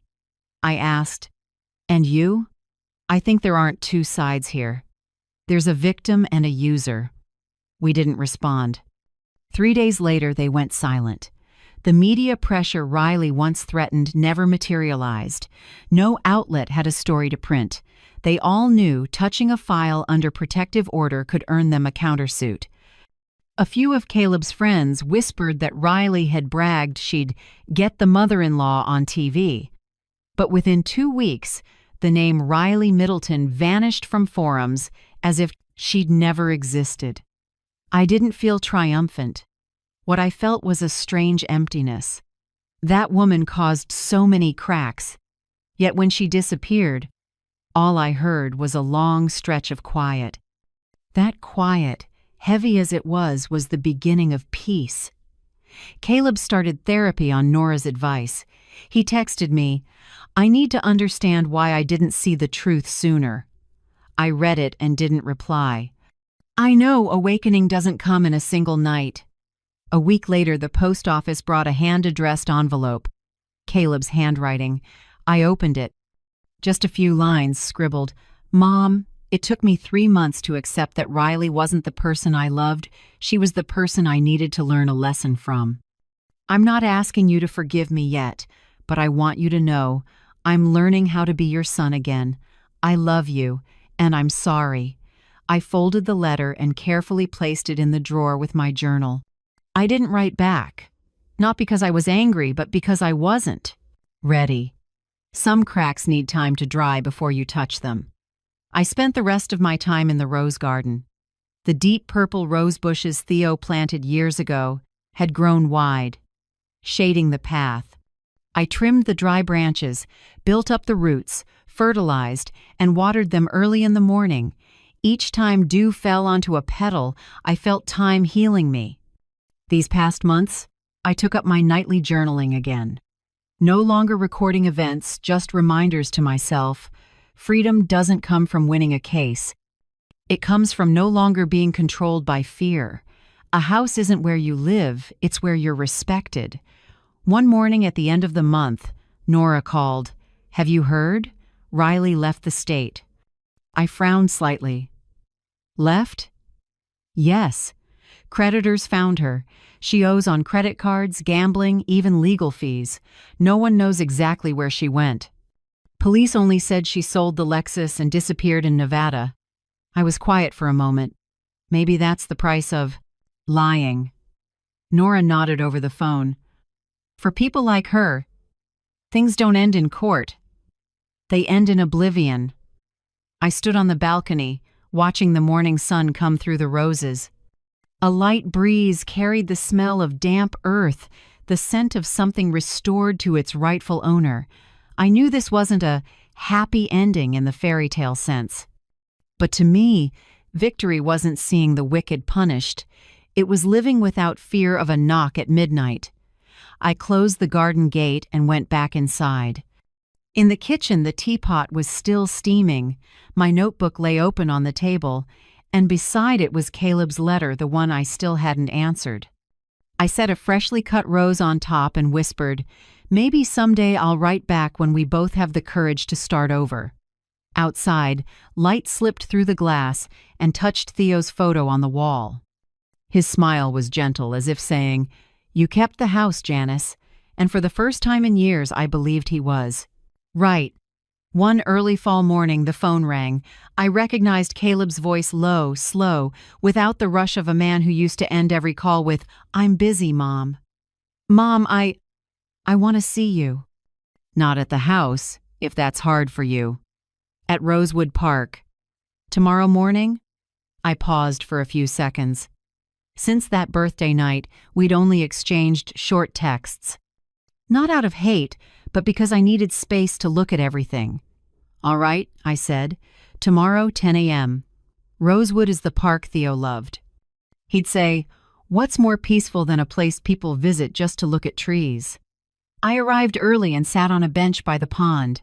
Maple leaves lay everywhere, gold and orange along the path.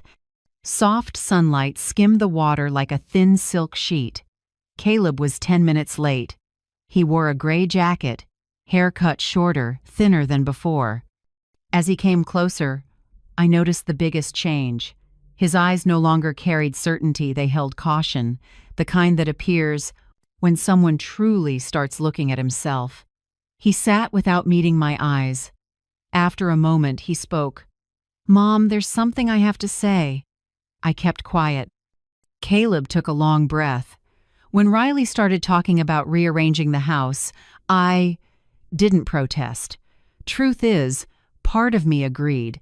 A part of me, Mom, wanted that house too. Not because I needed it, but because I thought I deserved it after Dad died, after all those years there. He gave a tight laugh, eyes wet. I kept telling myself I was just helping you get organized, but really I was helping myself feel in control. I was greedy, Mom, not for money, for control. Riley saw that and fed it with praise. "You're the only one strong enough to run this family," she said, and I believed her. He shook his head, voice catching. I let a stranger turn my pride into a weapon against my own mother. I stayed silent. Some things can't be interrupted. Words wedged in the middle can snap the fragile. Line of courage just forming.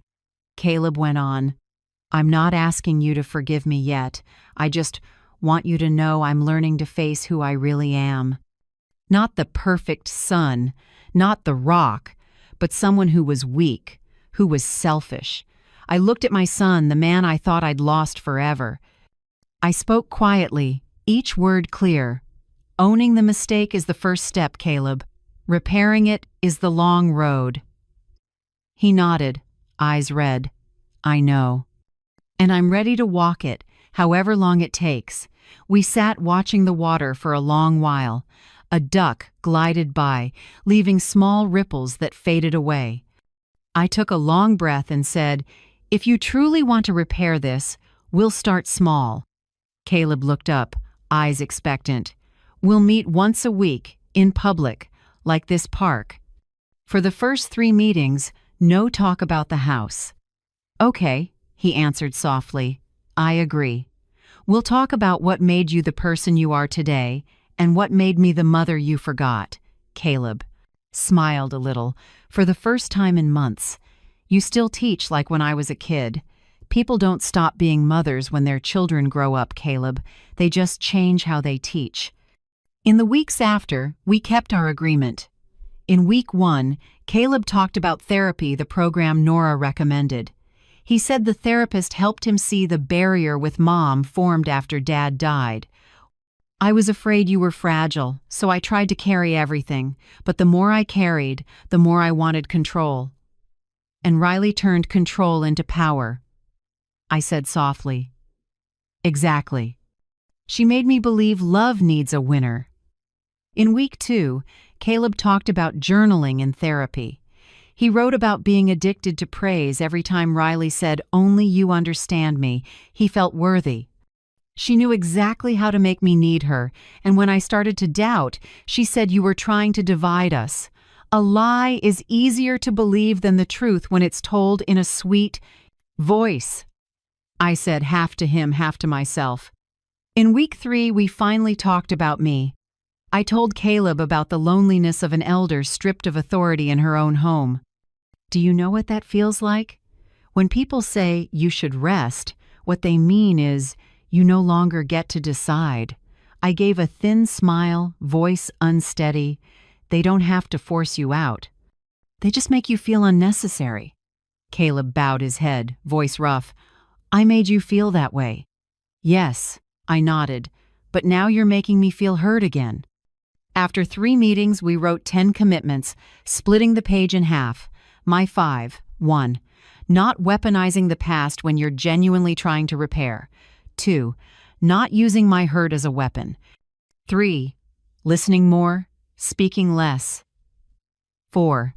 Teaching from experience, not from guilt. 5. Keeping a path open for mother and son, however narrow. Caleb's 5. 1. Not denying the truth even when it shames me. 2. Not letting anyone come between us again. 3. Not defining love by money or power. Number 4. Respecting the boundaries you set. 5. Remembering kindness has no price, only the condition of honesty. We signed 2 copies, exchanged them, and smiled. Not a cheerful smile, but one lit by a beginning. At the end, Caleb pulled a key ring from his pocket. "Mom, I want to return these." I looked and recognized the spare keys to Middleton House, the ones Riley used to keep in her purse. Caleb set them in my hand, voice firm. "I don't want the right to enter when you're not there. If you agree, I'd like a guest key only used when you call me or when you're present." I held the keys, heavy like a symbol. Not heavy from metal, but from what they'd represented, the imbalance between trust and betrayal. I spoke slowly. "I agree. You can keep a guest key, but remember, I'm offering a chance, not power." Caleb nodded. "I understand. I don't want power anymore. I just want my mother back." I had to turn away to hide, the tear that rose. I smiled and answered softly, "I'm still here, Caleb. I just don't need to be rescued anymore." We sat a while longer, watching the leaves fall. Far off, children chased each other across the grass, laughter bright in the breeze. Caleb asked, "How long do you think until I can come home?" I didn't answer right away. I looked up. The light flickered through the leaves. When you truly understand that a home isn't about having keys, it's about having responsibility, I said, then the door will open by itself. Caleb was quiet, but I saw it in his eyes, a small light, faint but real. I knew he'd started finding himself again. When we said goodbye, he hugged me, not an apology hug, but the embrace of someone who knows he still has a chance. I watched him walk away, the early autumn wind moving through my hair. Inside me, there was no anger, only a small, steady belief that sometimes the hardest thing isn't forgiving someone, else it's being strong enough to forgive while keeping your boundaries. I walked slowly toward the car, feeling a little lighter. In my hand, the keys were cold metal, but in my heart, I knew I was holding something else. Control over a life I thought I'd lost for good. Time moved faster than I expected. Since we met at Rosewood Park, more than 8 months had passed. Winter faded, the garden bloomed again, and Theo's deep purple roses once more lined the path. Every morning I still watered, journaled, brewed tea, and played Fly Me to the Moon, small habits that brought the house back to life piece by piece. Caleb now lives in a small apartment in Maple Grove, about a 15-minute drive from my house. I used to fear that distance would push my son farther away, but it turned out to be the best medicine. Distance helps people see themselves clearly. He lives simply, steady work, paying all his own bills, no more cocktail parties or promising but vague investment schemes. When I visited once, I noticed a small sign on the wall. No debt, no borrowing, no living off anyone. 3 handwritten lines, but I understood. They were Caleb's 3 new boundaries.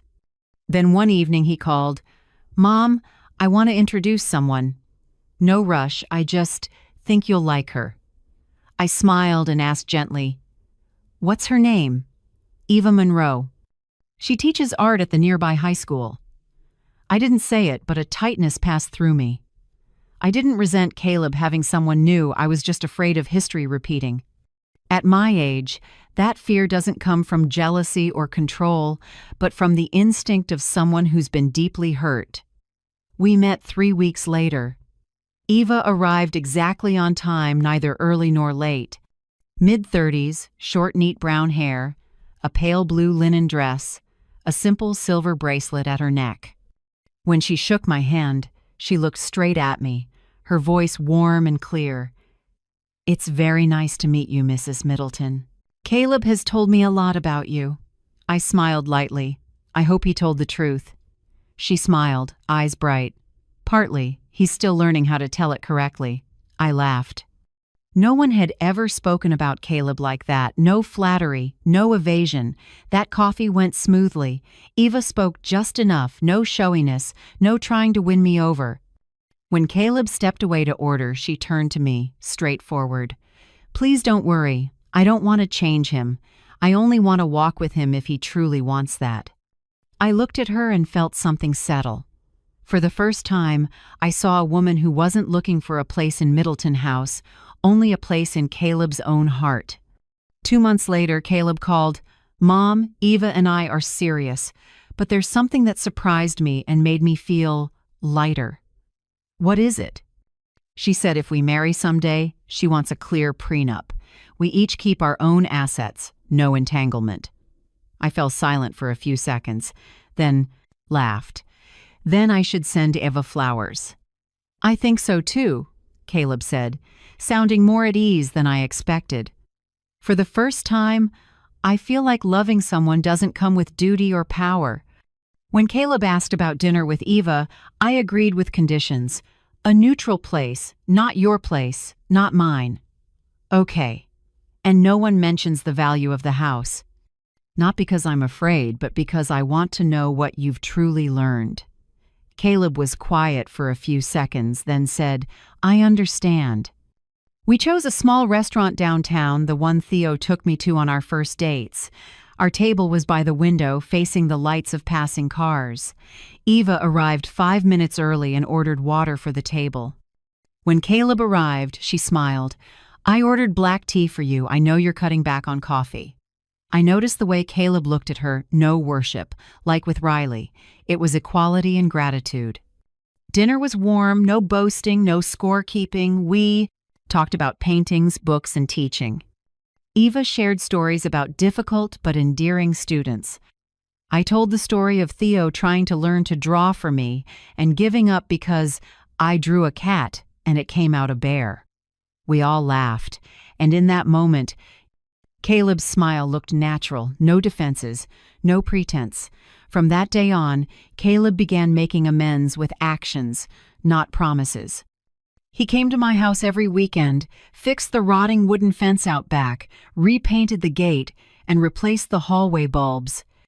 No fuss, no announcement, just a small note on the kitchen table. "It's done, Mom." Once, he took me to an eye appointment. When I said, "I can drive myself," Caleb just smiled. "I know, but you've taken care of others your whole life. Let me take care of you for one afternoon. That's not unfair." I didn't argue. At my age, I've learned that receiving is also a way to love. One afternoon, Nora called, her voice light like she'd been waiting for this. "A moment, a long time. Congratulations, Mrs. Janice. The divorce is finalized. Riley can take only her personal items and clothes. No assets, no payout." I sat down, my hands trembling slightly. Not from joy, but because that awful chapter had finally, truly closed. Thank you, Nora. Not just for the case, but for showing me women can be strong at any age. Nora laughed. "You've been doing that yourself for a long time. I only delivered the judgment." That evening, I cooked the first dinner in nearly 2 years with Caleb back at the table. Honey-roasted chicken and mashed potatoes, just the way he likes it. I sent my son a short message. "If you're not busy, come home for dinner tonight. No need to say anything, just eat."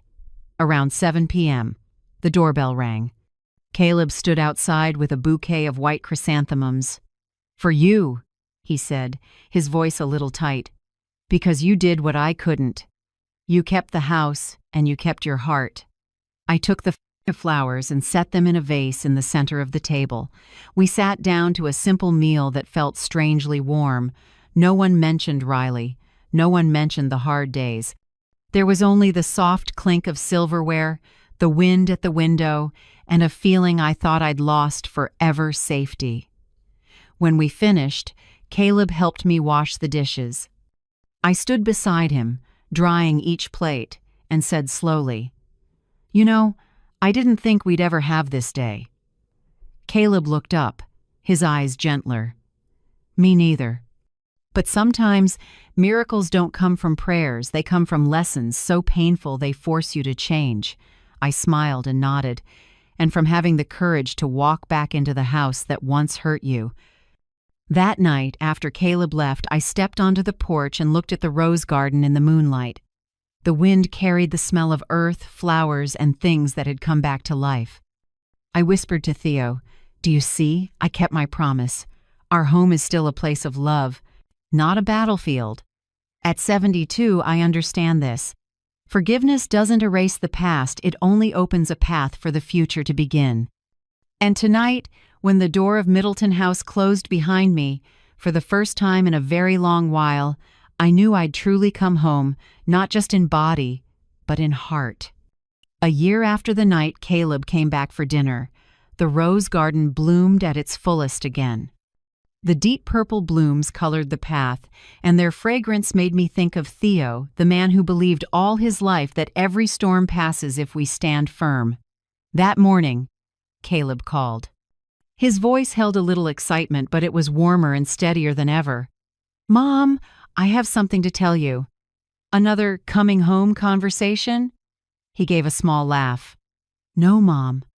It's about building a home in my own way." And then he said he'd proposed to Eva. I was quiet for a few seconds. In Caleb's voice, I heard a calm I hadn't heard in years.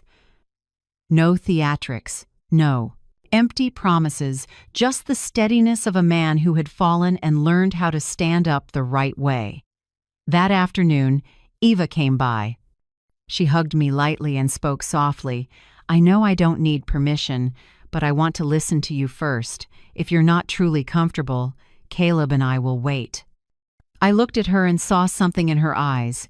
Riley never had respect. I smiled and nodded. I only need to know my son is loved with freedom, not with conditions. She squeezed my hand and smiled brightly. Then I believe this is the right beginning. The wedding was small, in the rose garden behind Middleton House. Just a few relatives, a few friends, and Martin, my brother, stood as officiant. Caleb wore a gray suit. Eva wore a simple white dress, no diamonds, no champagne, just soft music and the scent of orchids drifting in the breeze. When Martin raised his glass, he spoke slowly, his voice as steady as ever. To those who dare to say no at the right time and dare to begin again, even late. We clinked glasses, and sunlight flashed through crystal, bright as a blessing. I sat quietly watching my son and his bride dance. The old pain seemed to dissolve into the air, not gone, but no longer throbbing. It had become soil where something new could grow. When the reception ended, Caleb came to me and kissed my forehead. "Mom, I promise, I will never touch Middleton House." I smiled and exhaled, as if setting down a weight I'd carried far too long. "You don't need to promise, just remember this house doesn't need a guard. It needs someone who knows how to cherish it." A few weeks later, I met Nora again. She looked at me and recognized I was no longer the trembling woman who'd signed papers a year ago. "You seem lighter." "Because I've learned how to trust again," I said, then opened my bag and handed her a folder. "I want to update my personal will." Nora looked it over and smiled. "The Theodore and Janice Middleton Art Scholarship Fund. Sounds beautiful." I nodded. "Instead of leaving money for someone to hold, I want to leave chances for others to begin. Maybe somewhere there's a girl painting in a small room who still believes in the good." Nora set a hand on my shoulder. "You didn't just keep the house, you kept its spirit." I answered, my voice low. "Keeping myself, that's the real victory, Nora." That night I opened the old leather journal, the one where I'd once recorded every piece of evidence, every hurt. On the last page I wrote, "Boundaries aren't walls. Boundaries are love that knows how to protect itself. When we say enough, it doesn't mean we don't love. It means we love enough not to turn ourselves into victims anymore." I closed the journal and set it in the drawer beside Theo's wedding band. Outside, the night wind stirred the curtains. Late one evening, I stepped onto the porch with a hot cup of tea and watched the small lights flicker across the roses. The wind carried their sweetness, and in the rustle of leaves I heard Theo's voice, deep, warm, far and near at once. "I always knew you'd do it, Janice." I looked up at the sky and smiled. "I kept the house, Theo, but more important, I kept myself." I closed my eyes and let the breeze move through my silver hair, letting my heart drift like the last leaf of the season, not forgetting, but feeling peace in memories carefully put back in place. If someone asked me what peace is, I'd say, it's when you can walk through the room that once made you shake and not feel afraid. It's when you can remember the person who hurt you and no longer feel hatred. It's when you know the past no longer orders the present. I once thought that to go on, I had to forget. But now I know peace isn't forgetting, it's remembering without pain. I added one last line to my journal. If anyone is being dismissed, being pushed out of their own home, remember, keep records, install evidence, find trustworthy allies, and never back down, even when they say you're too old to fight. Before bed, I opened the window. The moon sank, laying a soft gold light over the house.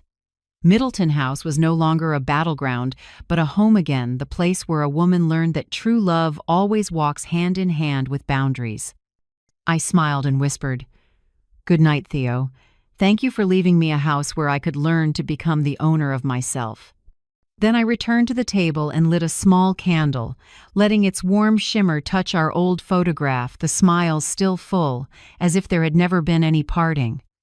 If this story made you pause to remember yourself for a boundary, a hurt, or a time you had to be strong, tell me where you're listening from. I don't need numbers. I just want to know that somewhere out there, someone is awake, listening, and finding faith again the way I once did.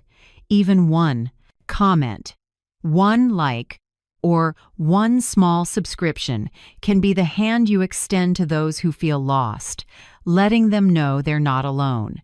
Thank you for staying until the end, for sharing your time to walk through this story with me. I'll see you in the next one, where we'll find another piece of peace amid all the things we thought we'd lost.